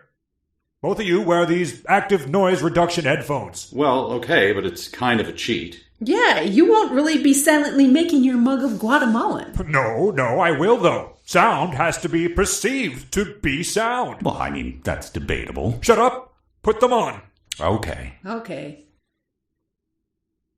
How long will it take? Quiet! Are you making it? I can't make a mug of Guatemalan with you yelling like that. What? Take the headphones off for a sec. What? Take them off. What? Stop shouting. Can't hear you. What are you saying? Write it down. I'm not going to write it down. Just take off the stupid headphones. Are you done making your mug of Guatemalan? I haven't even started. Would you take off the headphones? So, yeah, and then it goes on like that. I actually cut it off. It was like 15 minutes long. Wow. But, yeah. Huh. It was just a lot of that going back and forth and misunderstanding and shouting and everything. So didn't realize like how hard it would be to do that silently. Like that's Right. just not. Exactly.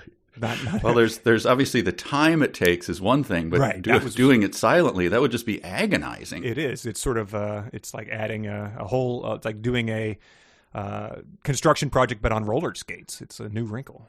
Right. I wonder, in reality, in Dan Brown's mind, was he thinking silently, maybe there's some like little grunts of effort from the director because he's a huge man and like he's reaching up to get the coffee. And so there might be a one or two like, so anyway. You went to that room that's the quietest place on earth. I did. Yeah. So that's, I'm surprised the ritual didn't involve them hopping in a, car An and driving anechoic up to chamber. Minnesota and yeah. Sure. Yeah. The weird thing about the quietest place on Earth. What is it called again? It's called an anechoic chamber. Okay. It just means no anechoic, no echoes at all. Yeah. And so it feels this weird sensation of pressure on your ears because your ear brain system is like probing for echoes, and there are none, and so you feel this weird weight on you.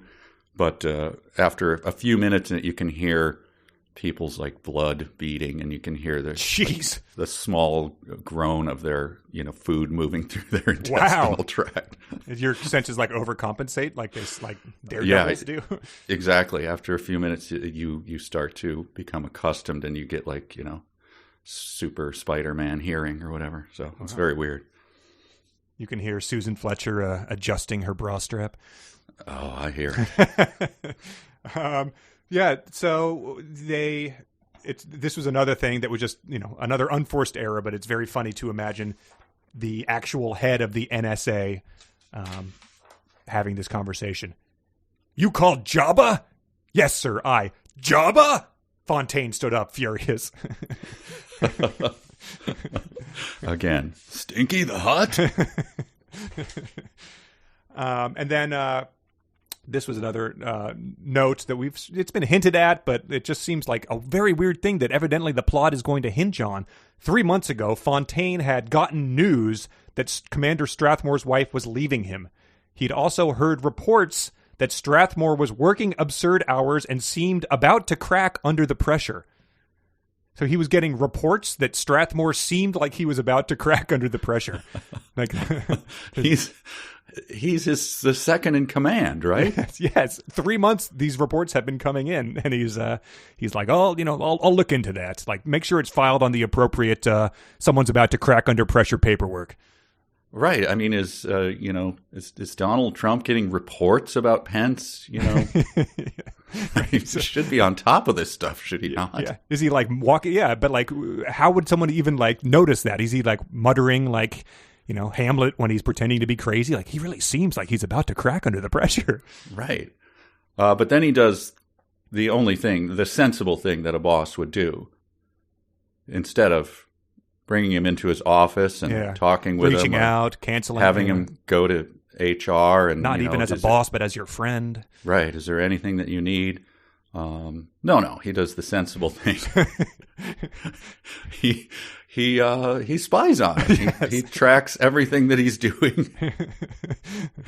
Reads all of his emails. This is just taken as a point. I found it so funny. Like, I mean, would this have been assumed already? I don't think you can probably have any. If you're using a government email, I think those have to be reported on anyway. Huh. I know if you work in the financial area, you can't. It's assumed that it's being tracked. Everything is being tracked. I think a lot of workplaces are like that, where it's like, don't look at your, don't look at your videos of Carmen Huerta covered in honey at work, because we're just take it as a given that we're looking at everything you do. Right. But yeah, that's his response to it. And so he sees by spying on him that no, he's not cracking up at all. He's fine. Right. So that's how the director of the NSA handles that problem. Yes. He's Googling like what to do if you're about to crack under the pressure. And he's like, well, this is a red flag. I guess it's like people are like, hey, like, you guys are, making fun of movies all the time. Is it hard to turn off when you go out to a movie with your family? And it's like, I guess that's just like at the NSA, they just can't stop installing spying software on other people's computers. Yeah, when all you have is a hammer, everything looks like a nail. So every problem has a solution, and that is to spy on some new person. Funny. So that's that. I think I don't have anything else. It's a very long description. This chapter. Why are the chapters where Tancado, or not Tancado, what's the other guy? The businessman who smokes a lot. Numa. I want more color on Numa. The chain smoking cigars. And, he's getting massages. He's smoking cigars. Yeah. Like, people are bowing to him. Right, and those chapters are like 3 sentences long, and then this uninteresting guy that's like very, very long chapter. I like this is another technique we love to employ is either something in a Star Wars movie, they either like are delivering a ponderous speech about trade routes and we're like, get to the star battles, and they go to like a 10-minute star battle and we're like, my God, this is going on forever. Yes. But you can't, whatever they're skimping on is what we want to see more of in any given time. Of course. No, I just had his conclusion is Strathmore was fine, working at 110%, as sly, smart, and patriotic as ever. Right. And so the best thing the director could do would be to stand clear and watch the commander work his magic. And then we get just a hint of the secret plan that Fontaine has. Right. Everyone has one of those, it seems. So chapter 75, this is back to Susan and Strathmore. Strathmore is holding a gun. He's holding a Beretta. Even with the rage boiling in his blood, he was programmed to think clearly. The fact that Greg Hale had dared lay a finger on Susan Fletcher sickened him. But the fact that it was his own fault made him even sicker. Susan going into Node 3 had been his idea. Also, Greg Hale was a convicted murderer that Strathmore had hired, and you also didn't send him home today when you could have. So, right. Yeah, I would say it's a bit on you at this point in time. Right. Another Brownian moment. The commander had a deadly serious look on his face. There was obviously some aspect of his agenda to which she was not privy. It is obvious because he just said it explicitly, and then he restated it again. Yes. The end of chapter 2 was, Susan, I haven't been entirely honest with you. It comes as news to her at this point in time that there was obviously some aspect of his agenda to which she was not privy. Unbelievable. Can we call it Brownian? I guess so. Yeah. A new wrinkle of people just flatly not comprehending what is being put in front of their eyes until a few minutes later, and then realizing it and restating it in the exact same way. Right, and so that gives Susan the first of many chills, and she also is just pretty much at this point in time being like, "You let me out of here. I'm not going to ask again." And then sit down. Okay. And then Yes. she'll demand to get out, a page later, and she'll be foiled by someone saying, just give me a second, like type of thing. Oh, but then his confession to her, I don't even know what is happening here. This is the second in command at the NSA, and he's rubbing his hand over his face. His voice is frail. He's like, I don't know how to tell you this, but my life is my work here at the NSA. It's just like Death of a Salesman or something, Yeah. He's breaking down. And then he just tells her that he just has a simple plan with the code. Mm-hmm. And she just cannot believe it. Like, what? It Yeah, barely makes sense, she says. Wow. But it goes on forever, his confession. I just don't understand why he just didn't go, all right, look, here's the deal. I kept you out of it because of this, but I got my own plot going on. Yeah, and it's very, it's the villain confession in a James Bond bad movie. But he's essentially installed a back door into Digital Fortress, so it's his previous scheme. It's identical. It's like Star Wars, where they just like the Death Star gets blown up, so they just build another Death Star. He was going to put the back door in the first thing that Hale foiled. Skipjack. Yeah, Skipjack. And so he's like, all right, well, wait till you see this scheme. Back door in Digital Fortress that'll allow you to say to do everything. So he's sort of a one-trick pony here. But her just absolute disbelief at this. But she doesn't really give reasons. It's just like, it's just so unbelievable. Like, no, I mean, this could not be more simple. Like, this is just complete red herring. Yeah. So just accept it as it is, instead of making her like, her jaw fell to the floor. She turned cartwheels and did blah, blah, blah, blah, blah with her lips over how insane this is. Susan stared at him, apparently lost. He's like, really, Susan? Because again, very similar to Skipjack, something that we were all on board with. But he does Dan Brown, for whatever reason, can't help himself. But he launches back into the sort of Mr. Burns turf here. He's like, over the past few years, our work here at the NSA has gotten harder and harder. We've faced enemies I never imagined would challenge us. I'm talking about our own citizens, the lawyers, the civil rights fanatics, the EFF. They've all played a part, but it's more than that. It's the people. They've lost faith. They've become paranoid. And there's Mr. Burns once said, "The watchdog of public safety. Is there any lower form of life?" So he just really, you're really just not coming off the way I think that you are imagining yourself on this, like, on a hill, like, everyone else that you're sort of serving beneath you. There's this, self-sacrifice you're making. You're really sneering with contempt. Yes, I mean, come on, people, be patriotic and let us look at everything. Let us completely dismiss all privacy laws that, have been assumed, but also written in the, right into the Constitution. Why is he so angry? He's very angry about them. But we get about his plan. Susan realized the plan was beyond ingenious. It was pure ... Strathmore. Uh-huh. I just thought, pure Strathmore. Would that be sweaty and thick-fleshed and running hands through its hair? Yeah. I didn't think a plan could look like it was about to be left by his wife for being too thick-fleshed, but wow, this really, anthropomorphic as hell. That's such a stupid... It was pure Strathmore. Yeah, it really is revolting. Yes, the only thing that you've described him doing, Skipjack, he's doing again, so that's pure Strathmore. I guess it follows. Logically, it does make sense. Sure. And then we get another one of these. So, I forget what it was, but, he said earlier, a man is forced in my position to lie to the people he loves. Today was one of those days. Susan felt a chill. And then Susan paused. This is at the end of the chapter. Tenkata is dead. That seemed very convenient. She thought of all the lies Strathmore had told her and felt a sudden chill. So I was like, did she have the flu? Like, it's just sudden chills cannot be healthy for her to keep, just like chills going down her spine. Her skirt is very thin. I think she needs to, put a dress in layers because it gets cold in the node, I guess. She felt a chill deep in her pubis. Hey, now. Let me ask you this question. I'll read this first and then ask you, even if Digital Fortress becomes available everywhere for free, most computer users will stick with their old algorithms for convenience. Why would they switch to Digital Fortress?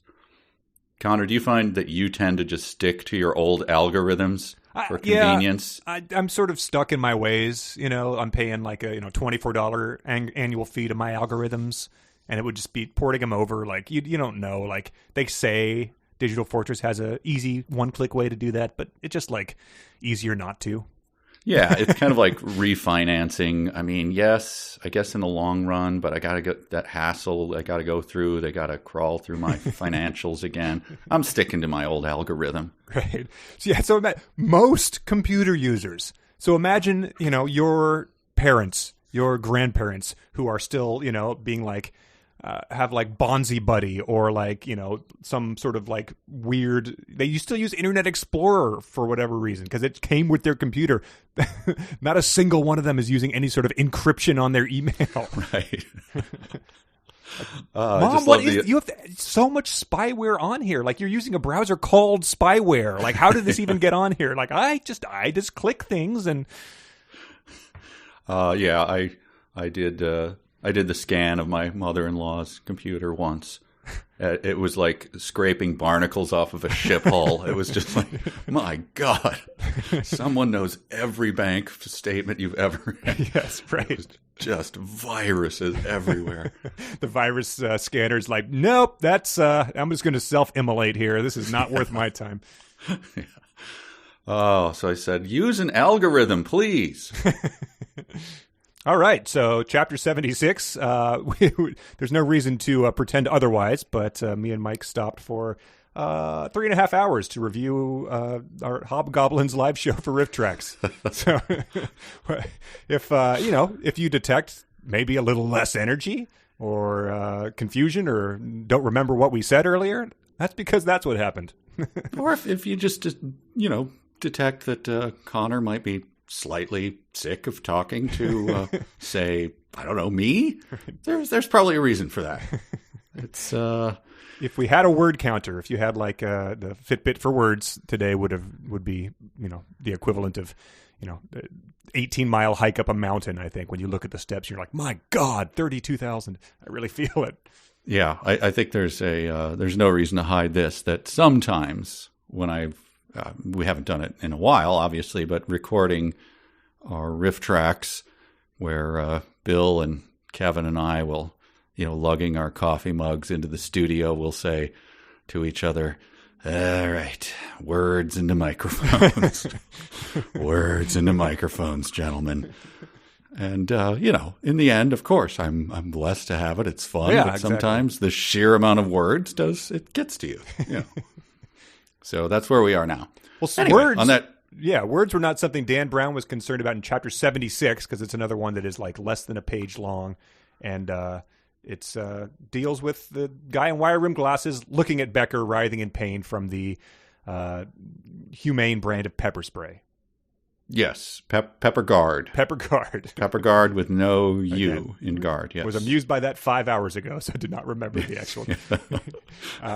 I only have one note for this chapter, and that is just reminding myself of the plot. Wire rim guy sees David get ring. Yep. So I think that's it, right? Yep. And he muses that Becker was apparently in pain, and he thought, he does not yet know pain. And I was like, I thought this guy just shows up and like is the most silent assassin. Like he shot the fat German guy and was like dusted his hands and got the hell out. Yeah, like, he's not pulling off toenails or that type of thing. Right. I mean, he humanely he shot the woman of the night. Yeah, who was suffocating under the giant German and his micro. Right. He put her out of his misery. Right. But what? This is a dumb question because I've read this book. What was his? Is he deaf? Yes. What is he has a physical? Yes. Okay. You would be, excused because that was mentioned and it has never borne anything into plot and nothing is hinged on it. Right. I couldn't he was unable to, he was unable to taste cranberry juice. I couldn't remember what his physical disability was. Webbing between pinky toe and fourth toe. Oh, those are the most evil people. Ooh. Yeah. All right. Chapter So 77. Chapter 77. It is funny that that's like the bad guy quote, and then that is the only appearance of him in this 15,000 words we read this week. Right, of him. And I mean, I guess he's good at what he does, except that he's trying to track Becker, and he seems to be very bad at that. Mm-hmm. Yeah. I mean, is he tracking him or just watching him through his thick wire-rimmed glasses? He's tracking him, and he's also murdering everyone that he encounters, but he's always a couple steps behind. But he seems to not. If his goal is to get to Becker and to kill him, we must admit he's not very good at that. That's right. Okay. All right. So we don't really know. Yeah. Chapter 77. Oh yeah. We're back to Node 3. No, we're back to Strathmore. We're back to crypto. Yeah. Yeah. I think this had more stuff than I did. My first note is when when they're going downstairs. So if there's anything before that. No, I think you probably have the exact same note that I did. Strathmore inched forward, looking for the place where the narrow staircase began. So all the lights are out. Switching the Beretta to his left hand, he groped for the banister with his right. He figured he was probably just as bad a shot with his left and needed his right for support. Falling down this particular set of stairs could cripple someone for life. So it's different than many staircases, which you would be happy to fall down and get up and dust yourself off. This one you could get hurt if you fell down. Yeah, there probably are. I think I had a short run of basement stairs that we carpeted thickly that I was like, if I fell down these, it might not cripple me for life. It ends in a moon bounce or something. Like it's yeah. But I had a house a couple years ago that I rented that had very hardwood wooden stairs that were lovely to look at. It was nice. But I went once, I had stocking feet on and rushed down the stairs and did the full, like from a stuntman fall down the stairs. Tumbling, side rolling over barrel rolls. Yeah, just like hitting every part of my body against every part of every stair. And I lie at the bottom of the stairs for about 5 minutes going, oh, it was like from a movie. And Bridget she was on a phone call. And so a couple minutes after, I crawled back up the stairs and I said, I think I really hurt myself. And she said, I thought I heard like a tremendous clatter. So those were dangerous stairs. But yeah, I did have carpeted stairs where the kids and I would kind of slide down them, and it wasn't that bad. Yeah, but then he gauges it in could cripple. So that's again, it's the possibility is there with this particular set. Right, and the sentence goes on, and Strathmore's dreams for his retirement did not include a wheelchair. You got to specify that because I sort of walk into any conversation about retirement assuming that's how people want to enjoy their latter years. Right. Well, as you sit down with your financial advisor, let's write down some of your dreams. Mm-hmm. Well, please budget in $3,500 for a top-of-the-line wheelchair. Oh, so your dreams of retirement do include that. All right. Yep. Oh, yeah. Let's polish up those stairs and get you ready for that. But I just noted that this is the brave, super patriotic head of the NSA, ladies and gentlemen. His biggest concern right now is falling down the stairs in the place he created. Yes. Right? He designed every bit of it. Right. Maybe should have thought ahead a couple years to when you're getting a little more frail and you need a little help. Yeah, build some of that like LED track lighting into the stairs like they have in movie theater. Or something. Yeah. Come on, man. Susan is as they're making their way to Node 3. I forget why they're even going there. And they need to get the key. They're going to threaten Hale. Yeah, they want the transistor, the key that they think Tenkado sent him. Right. And she is praying that Hale was still there, lying on the floor, whimpering in pain like the dog he was. And I was like, you were out of the office for like 45 minutes. Like, even if he like broke his leg, he probably would have dragged himself out of there. Like the random kick to the balls. I don't think you're still whimpering in pain 45 minutes later. Look, she gauged the amount that her knee went into the soft sack, and she thought, that's 45 minutes, I guess, give or take. Yeah. Strathmore, as he's going down the stairs, there's just a quick line. Strathmore descended silently, and I just noted, nowhere near as silently as the director makes a cup of Guatemalan Java, but nice try. Anyway, Strathmore. It is silent until they get a halfway to silent translator. The silence was broken. Somewhere in the darkness, seemingly right on top of them, a high-pitched beeping pierced the night. Strathmore spun and Susan lost him. Fearful, Susan shot her arm out groping, but the commander was gone. The space between where her shoulder had been was now just empty air. She staggered forward into the emptiness. This must have been one hell of a beep to do a full they've somehow been separated. She's having like a Chris Farley body heave to disorient her in this from the guy that she was like holding hands with as she descended the stairs. But yeah, that actually took me a couple of rereads to go, wait, what? The beeping noise caused this? Yes, it was puzzling. And yeah, I guess it is just pure, you're silentest place on Earth. This is the darkest place on Earth. Their eyes have not adapted. They can't see someone who's, a foot away from them. I guess maybe this is the anechoic chamber. Yeah.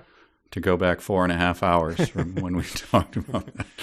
I will put this as exhibit, I don't know, is this up to exhibit Y, that the Susan is a weird person? As they moved away from the safety of the stairs, Susan recalled late-night games of tag as a kid. She'd left home base. She was in the open. She was vulnerable. Late night? Late night games of tag as a kid is what you're thinking about now as you go to meet Hale, the guy who just tried to sexually assault you and you kneed him in the balls and ran and he bled all over you. And now your director just rocked your world and you're walking down dark stairs. Oh, I remember when I played late night games of tag. Susan, you're a weird person. Focus. For God's sake, focus. To have played tag late at night is weird. It's like the movie we were just doing where the kid wants to fly his kite all night.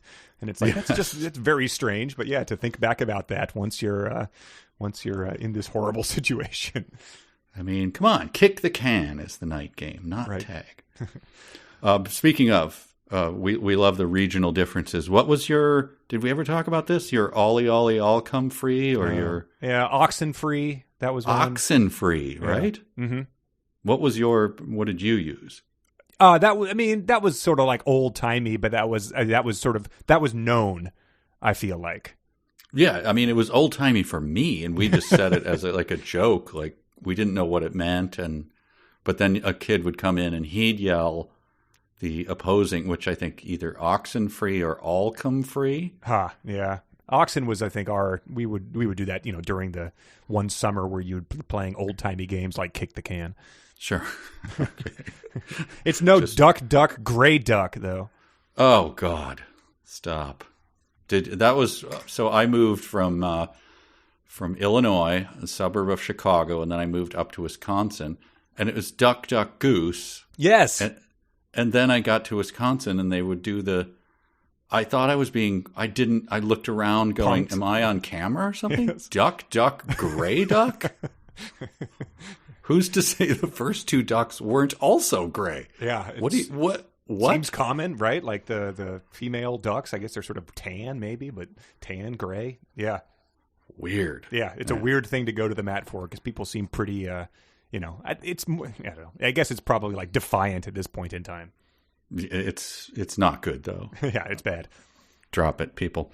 But now we learn the source of the annoying beep, and it is, of course.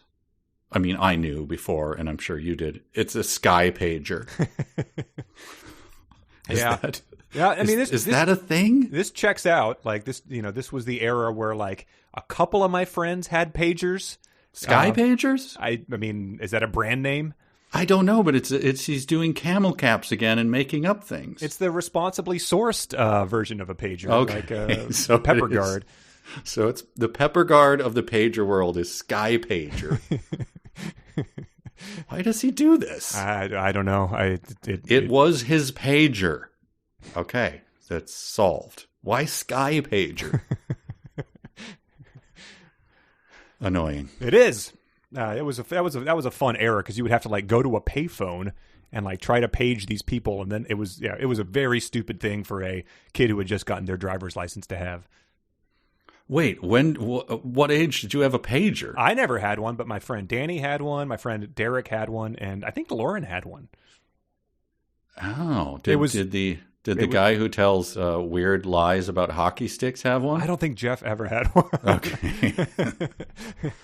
But like, there was like virtually no reason to ever do that. You never needed to get in touch, but everyone knew that if it was super important, you would type 911. So that would be like, you haven't responded to my call 911 as opposed to wow. I believe to my shame, I think I rented a pager when my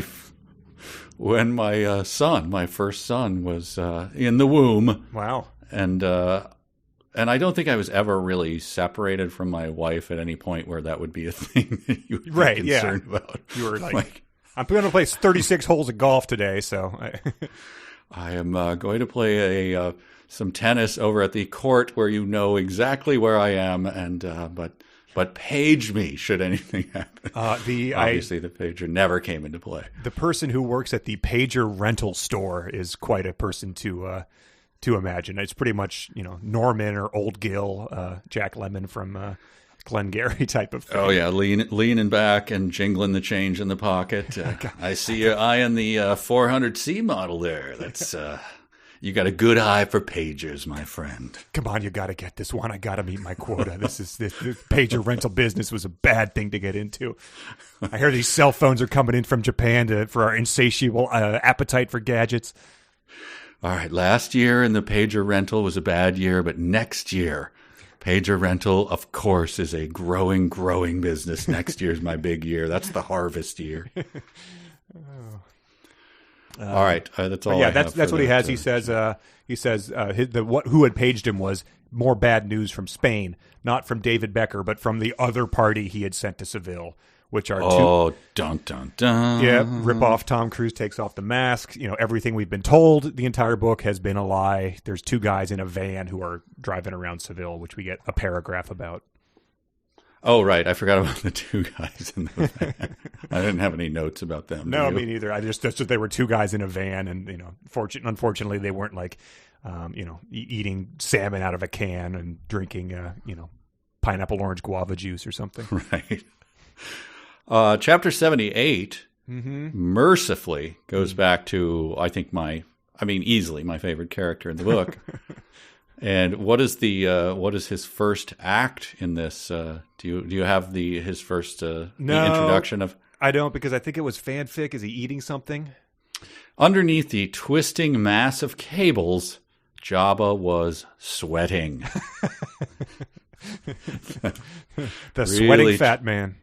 This pig tadpole hybrid who gobbles down, was it three pepperoni calzones, I think. Three. And then he spills down Dr. Pepper over them, and then he sponges the Dr. Pepper off his calzone to preserve it. This man was sweating. So, lovely introduction to him. This has more of the same pretty much thing we mentioned earlier of the alarm, it's just a bird type of thing, because Midge is just desperately trying to get in touch with him. She's calling his state-issued cell phone, and he's just saying, like, for Christ's sake, Midge, give it up. And he does that a couple times, being like, will you just leave me alone? Until she finally, like, gets on the intercom of SysSec or whatever and says, would the chief SysSec please contact the main switchboard for a message? Jabba rolled his eyes in disbelief. She just doesn't give up, does she? He ignored the page. It's like, what? what does she need to do? Does she have to say, like, there has been a bomb detonated at the federal building. Like, please stop ignoring your phone. Like, I don't know what else to do to get you on the horn. Yeah, this repeating this beat over and over again of someone trying to, convince other people to take action is right. It's wearing very, very, very thin at this point. But this is something that caught my eye. Just as he brought the tip of the iron against the final thread of raw solder, his cellular phone rang sharply. And it's like, well, that's under your control. Like, that causes him to drop it and, spill the solder right. hits his face or whatever. Like, well, turn down your cell phone ring or switch it or whatever. Yeah, exactly. Well, don't have it ring sharply if it's going to alarm you while you're doing these physical tasks that cause you harm. And he almost swallows his pen light and he's like, shit. Yeah, well, was it set to one of those tones that like the CIA used to like interrogate prisoners or something? Is it right, just like turn it down? iPhone your phone. marimbas. Yeah, it's vaguely annoying, but you don't. Jabba, it is your cellular phone, man. It is comical to have that used every single time. I mean, you could just switch over to a Sky Pager. Yeah. I hear very good things about those. I can get you a good rental deal. You bring in 3 of your friends, and I'll slash half off your cost for the month. That's you put that baby on your braided belt. You're gonna look fantastic, pal. I'm telling you. Whole guild needs this. But I think that's that's how that chapter ends. 79. They go into node 3. Right? Yes. And there was the beeper goes off again. There was a long guttural cry from the darkness. A thundering figure loomed. A Mack truck bearing down with no headlights. An instant later, there was a collision, and Strathmore was skidding across the floor. It was Hale. The pager had given them away. The Sky Pager? Yes, I think so. Okay. I'm pretty sure it was an homage to Dr. Dre's line in Nothing But a G Thing, where he says, I damn near got caught because my beeper kept beeping. So I think sure. I have that note. Dan Brown right is clearly tapped into the youth culture based on his 17 sophisticates and punks. So I'm pretty sure he was aware of that. I love that Dan Brown thinks that so a figure runs at them. So they're going for this guy. That happens. And then he does the hard return, the carriage return, and it was Hale. Yes, right. Like, yeah. There are four people in this book, so yes, that does not carry any dramatic weight when you do that. Just we know that it's Hale. Okay, I've got a quiz for you. Oh, I'm so excited! Brief one. It's a brief quiz. Okay. So I'm going to ask you. I've got 2 lines. I want you to say whether it's Dan Brown or Leo Tolstoy. Okay. We can know only that we know nothing, and that is the highest degree of human wisdom. Okay. Can I hear both before I answer? Just pick what you think that one is. Well, I'm going to say Tolstoy. Okay, yeah, that was from War and Peace. So this one could either be Dan Brown or Leo Tolstoy. Oh, they could both be. Okay, yeah, good. We're playing both fanfic fanfic rules. Yeah. Okay. My balls are killing me, Hale panted in her ear. So, I am Leo Tolstoy, or I had the whole thing written down about his odor and then his balls, and I said, well, I don't know if it gets any better than this. Panted in her ear. That really sealed the deal for me. It was. Yep.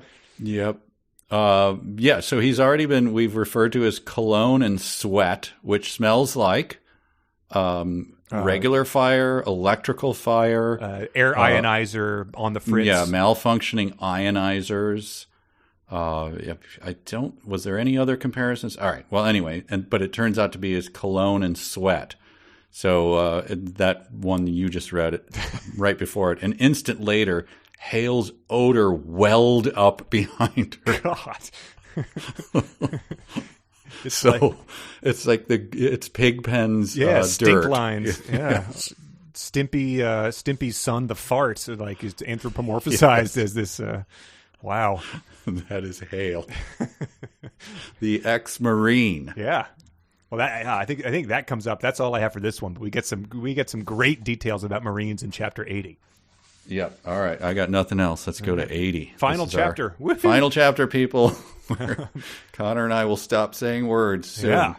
Yeah. This is a very long chapter in the scheme of super this long. Yeah. And it just mostly delves into the, like I said, he said between these two of like, Hale says that Chartrukian was killed by Strathmore. Strathmore says you're crazy. They say like, I'm the good guy. No, I'm the good guy. And our hero Susan is in the middle, not knowing what to believe. Yeah, that's the plot. Yeah, they have dialogue such as that is again you could guess who wrote this, but it's like fuck you, a witty defense, you're a fool, and those are all on separate lines. So that's the caliber of dialogue we're dealing with. I noted one of my favorite things that I think that I showed you that you now are aware of. There's a bunch of dialogue that it just reminded me of the famous moment in Witness, the screaming moment. Yeah. Because there's nothing but exclamation points, and it's him yelling like, "It's true, damn it! I've been down to the sub-levels. The aux power isn't pulling enough freon. You pull the freon." Wait, just what are you yelling about? Marine? Yeah, calm-headed Marine. That's real? The aux power isn't pulling enough freon. Yes, that's their dialogue here. Yeah, I mean, I'm just looking further down on here, and I have two different things where there are at least 4 consecutive sentences that end in exclamation marks. Ugh, so bad. I like this. So we get some little not first person, but sort of Hale's perspective. But so after all this has happened, it's been the most intense, 4 hours they've been here. Someone has died. People have been kneed in the balls. There's been shots fired, or maybe not, but threatened like that. Kneed in the balls? Yeah. They're killing him. He panted. No, are you talking about the soft sack? Yeah. Yeah, it's weird that he referred to them that way. Yeah. But yeah, we got this. So after all this, Hale felt his blood pressure skyrocket. Yes. He thought he'd covered his tracks. He had no idea Susan knew what he'd done. It was no wonder she wasn't buying a word, he said. Hale felt the walls start to close in.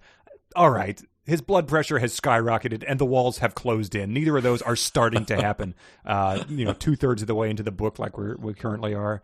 Ugh. Just a technical question, and maybe I'm assuming we have medical doctors out there, physicians, nurse practitioners, etc. Do you feel your own blood pressure rising? That was another question I had. Okay. David Blaine, he can probably control his, heartbeat just by thinking about it, right? Like that's how he, sat on ice for, but yeah, feeling it skyrocket is a weird way to put your heart beating faster. Right. If you're a swami or whatever, and I've done biofeedback, I can control certain aspects, but I don't think that I ever physically felt it. You have to have but anyway, that's an incredible power. I give it to him for that. Right. Yeah. I mean, he should let Strathmore know about that, because I bet Hale doesn't want to spend his retirement in a wheelchair either. So that could be a good way to reduce hypertension. Maybe that is on his checklist. I do want to. It's very convenient. It's like Tiny Tim. He wore adult diapers because it was more convenient, not because he needed them. Great. That is we were going to wedge that in the final 10 minutes. Great mental leverage for everyone to go into the weekend with. Hey, look, it's been 6 hours, people. And I wish that was the first time adult diapers had come up in this 6 hours, so everyone can look forward to that. We had a couple adult diapers, I think. Came up in the movie, yes. Yeah. Yes, indeed. Yes. This is good. Strathmore seemed doubtful. You got into my office? No, I snooped you from Node 3. Hale forced a self-assured chuckle. He knew he'd need all the negotiating skills he'd learned in the Marines to get out of crypto alive.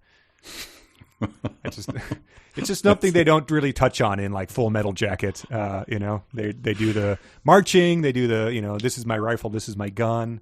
They don't have so when you're going in to buy a used Subaru, they're going to try to push the undercoating on you. But what you've got to do is negotiate the APR down and tell them you don't want any of these extra features.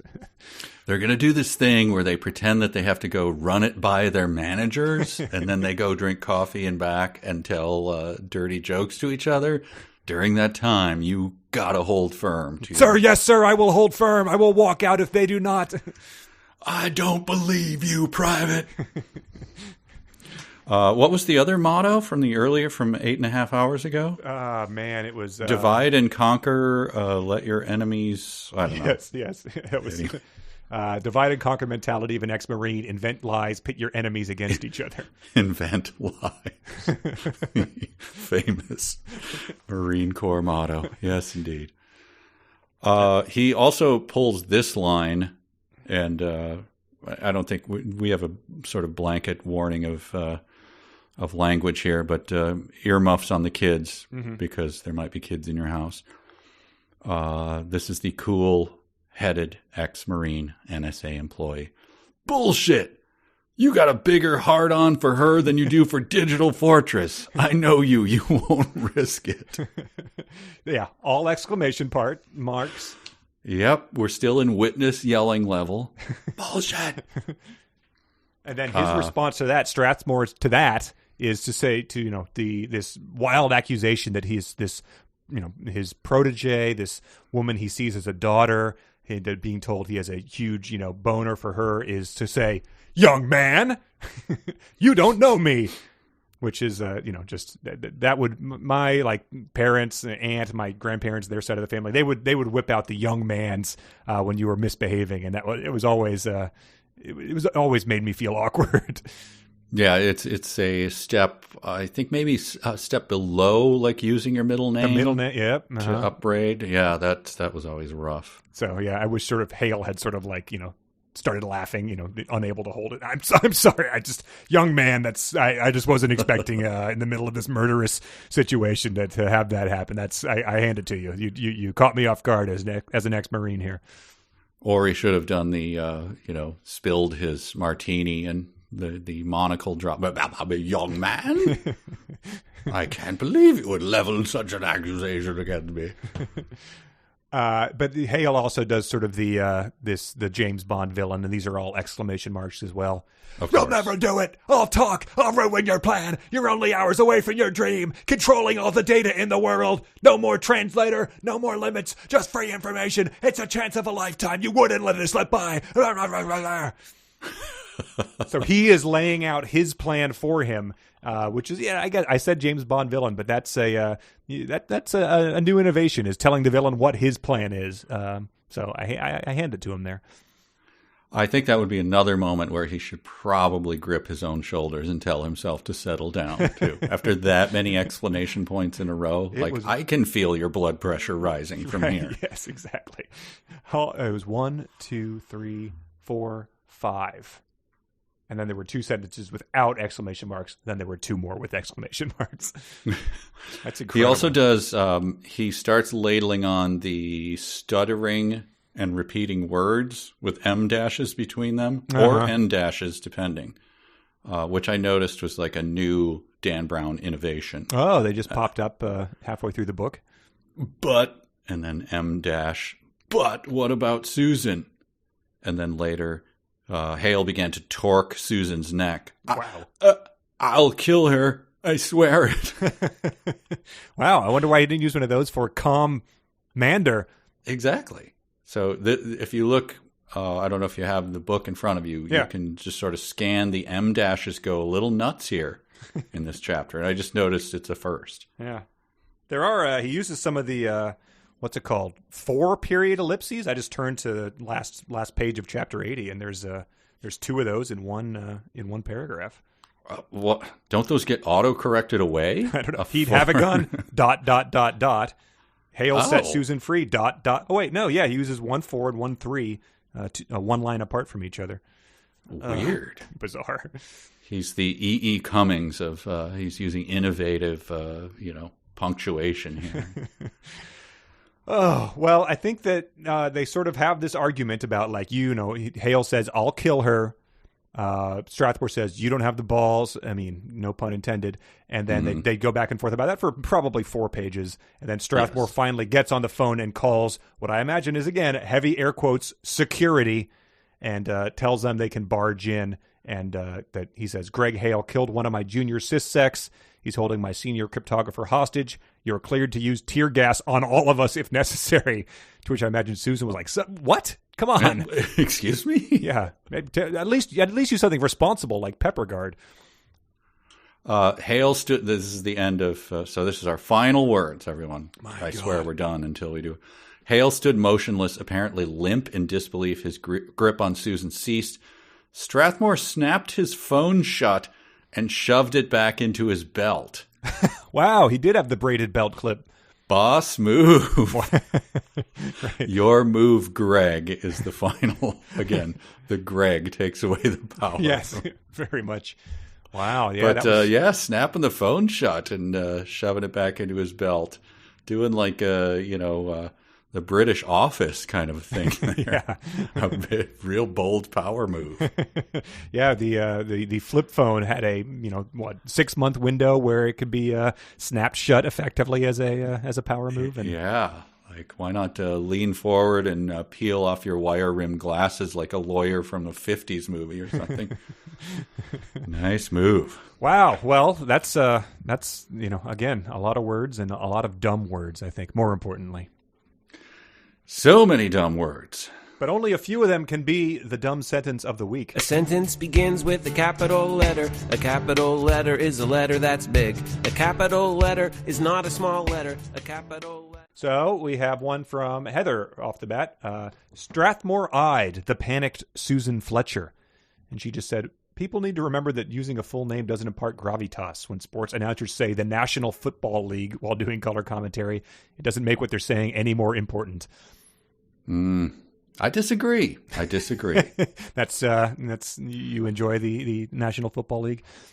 Yeah, I think when people say the whole thing, like NASCAR, when they just say it all out loud. This is from Josh. You're trusting feminine intuition over Jabba's advanced degrees in anti-invasive programming. And he just questioned, there are advanced degrees plural in anti-invasive programming?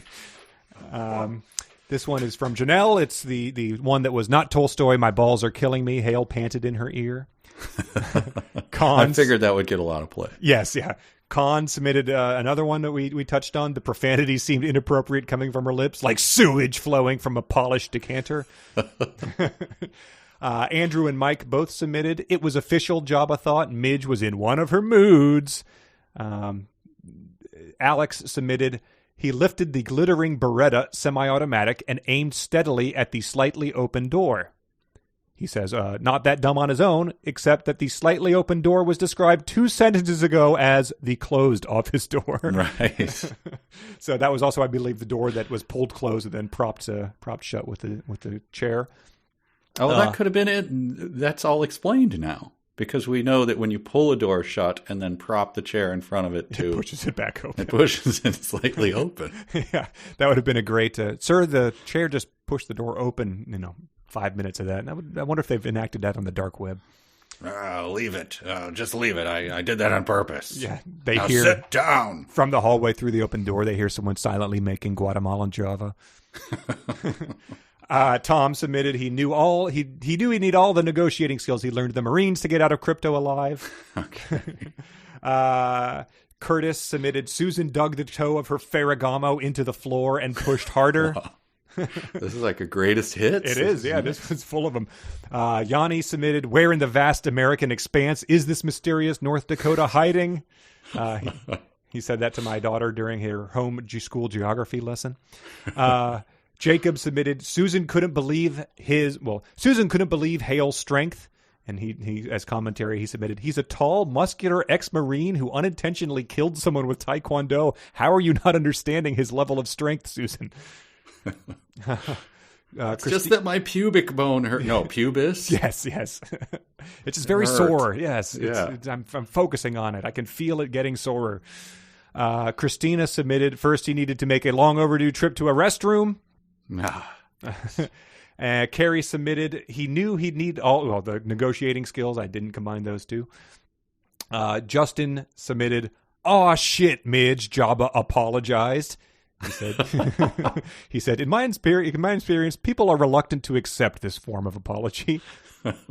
Taylor, we forgot to do this one during real time, but this is something that during that final chapter, Strathmore said to Hale, "How do you know about my back door?" Which I, double underlined, but yeah, we guess we missed that one. George submitted Hale saying, "I snooped you from node 3. And we really haven't touched on snoop as a verb in this one, but it has bothered me every time they've said it, because no one has ever used that. You're going to snoop him, as in spy, hack, that type of thing. But this is the one book that seems extremely archaic or something. Yeah, it was Snoop's time to shine in this book, and it never he tried to make Snoop a thing, and it never caught on. Let's see what I've got. I think we have something that didn't get covered. I do. I have 2, so Nice. I figured one of them would be covered. So, Okay. And it wasn't. All right, what do you got? Again, I'm going to cheat, but it's executive privilege. 2 sentences. Hale forced a cocky sneer. One of the problems of hiring the best commander, M-. Sometimes they're better than you. And then, dang, I didn't put who said this, but I think it's got to be the commander. You're both, no, it's got to be Hale. Sorry. Okay. You're both so full of shit, it's incredible. So. It's incredible that polished decanter hasn't overflowed with the sewage. It's so full. Yeah. Incredible. So those are just the dumb sentences that got through, that made it through the maze. It survived. Yeah, I had one. I don't even remember what the context is. Oh, it was in the very first chapter we reviewed, but mine was, "Damn it, Midge, Jabba exploded." It just, it's just good on. It just sort of stands alone. Damn it, Midge, hard stop, Jabba exploded. Kaboom. Yeah. Tadpole parts and pig noses everywhere, all over the wall. Yeah, the calzone is like fully. He ate it whole, like a shark in a license plate. Like, how did he even do that? All right. Well, we have a couple short emails to end this marathon day on. We're going to the party. We're going to the game. We're going to the disco. We're going to cruise out, man. We're stealing people's mail. All right. So this first one is from Josh. He wrote in, "It's been established that Ensai. You're doing my thing. That's the one I can't pronounce. It's been established, well, for the purpose of this email, I need to pronounce it a certain way. It's been established that Ensei Tankado is a very fakey name. And Tankado was formed as an anagram of N Dakota. So what are the chances that Ensei is just a barely altered form of NSA? Oh, well, yes. So I gave like 3 seconds of thinking about the rearranging those letters, but I never did the say it in your head. Yeah. I didn't click for me, so that is, if that's the case, it's very frustrating. Yep. I don't know if that's going to bear on the book at all, if the characters are going to realize that, or if it's just a Dan Brown Winky thing, but either way, it sucks. This is from Zach. Zach is a Patreon supporter. I think Josh is too. The term dwarf-like, that was in the last episode, the dwarf-like bartender. The one who could not believe he was going to drink cranberry juice alone, reminding our listeners. Wept, he rended his garment when he was asked to so in order to make up for it, he gave him some vodka in his drink, which is the only way he would accept a person drinking cranberry juice alone. Yeah, it must be a Seville thing. We wouldn't It's understand. a Spanish thing, don't question it. But he said the term dwarf-like, instead of just saying dwarf, was so mind-boggling that I decided to do a search for -like and see how many times Dan Brown made up his own adjectives instead of using words that make sense. Here is the list. Ready for this? I think there are 8 of them. Vault-like, rocket-like, ghost-like, dwarf-like, putty-like, closet-like, and rock-like. I don't know what rock-like applied to, but closet-like has to be the champion of that list. What could he be describing that isn't a closet that would be closet-like? I mean, I guess you could have... A closet-like bedroom if it was super tiny and depressing? Yeah, an office that if you were... I once had an office in the closet that was like the telecom link closet, so it was slightly larger than a than a regular closet, but it was a closet. Sure, yeah, but no one would. Yeah, you wouldn't say you're. I think that you would still describe that as a closet more than the Yes. closet-like office. I don't know. Yes, because it actually was a closet. So yeah. But yeah, so Zach says, I will now make up my own adjective, brown-like, when an author adds like to a noun because he or she is too lazy to actually describe that noun. Nice. And then we get this this one from Blake. It's not just that this book is dumb on every page, it's just that it's layers of dumb. Like we've all written off the tech gibberish early on, and the NSA has high-tech Silicon Valley campus and spy cams everywhere except where they'd be most useful. You could sort of understand how someone might think these things. But now we have Midge blackmailing her way into the director's office with footage of an illicit affair because intelligence agencies wouldn't be highly sensitive to the possibility of compromised employees, and she can easily broadcast it all over the building. For any ordinary author, that would be dumb. Not our man Dan. He has to make the sexy footage dumb too. When you're having a quickie with the lunch lady, do you really cover her with honey? Does it make any sense to do something that would require an extensive cleanup, change of clothes in the cafeteria pantry? Everyone in this dumb book is a dumb prop to something even more dumb. It makes Charles E. Harris look well-researched and thoughtful. And yeah, I mean, those characters were, we mocked them for being the same person, but at least they weren't super dumb. Well, look, let's not rewrite history here. Yeah, sure, all right. Yeah, we don't need to give them excessive credit, but no, I agree with the sentiment though, and let's be clear here about what was her name? Who's the honey recipient? Carmen Huerta. Carmen Huerta. He was rubbing honey on her small breasts. Yes, I don't yes. want Threw that detail in for some reason. But he was fantasizing about marmalade. No, I think she said, oh yeah, maybe. I think Midge said, you can get back to fantasizing about marmalade. But he was checking figures. I think there was a third substance. Okay. No, marmalade was definitely one of them. Okay. So anyway, maybe either Midge misinterpreted the footage on the security cam and thought he was holding a jar of marmalade, or he was thinking about stepping it up for the next time, like honey's played out, or it was a mess to clean up. So maybe I'll try Paddington's favorite condiment. Am I seeing strips of citrus peel in the things you're smearing on? No, the footage is, look, it's only 420p, so it's not very clear, but it's honey. Like, all right, fine. All right, but if I see them, I'm going to know. Yeah. Hachi Machi. Well, I think that does it for us and the emails. Thanks again to everyone who wrote in, Patreon people especially, patreon.com/372pages. I think for next week we're going to read through chapter 100. And after that, there's only 2 more of these of this book to do. No, I mean there's only 2 more total. So after chapter 100, we'll move on to the final episode, and all the twists will be uncovered. Hopefully, some more weird food stuff. We'll see. I will just say, people, look. Would you rather hear us do Shadow Moon? That's right. So read to the end of this thing and behave. Yeah, really. Don't want to hear any backsass from you people. I think people have been having a good time with this one, but yeah, I think everyone's ready to move on to something less page turny, maybe. Yeah, I mean, but I think hopefully there's the way that they finish off the plot will include a little more odd foods and weird obsessions, and we'll pull at those threads and we'll ignore all the other stuff. Yeah, so we're getting to Stone Manor. They're going to be fooling around. So whatever they eat there is, that's what that's the light at the end of the tunnel for me. That's what I'm anticipating. So are you picturing like a James Bond ending of, yes, I guess so, yeah. Susan, are you at Stone Manor? Yeah. That's probably going to be what it is. All right. Well, thanks, everyone. Thank you.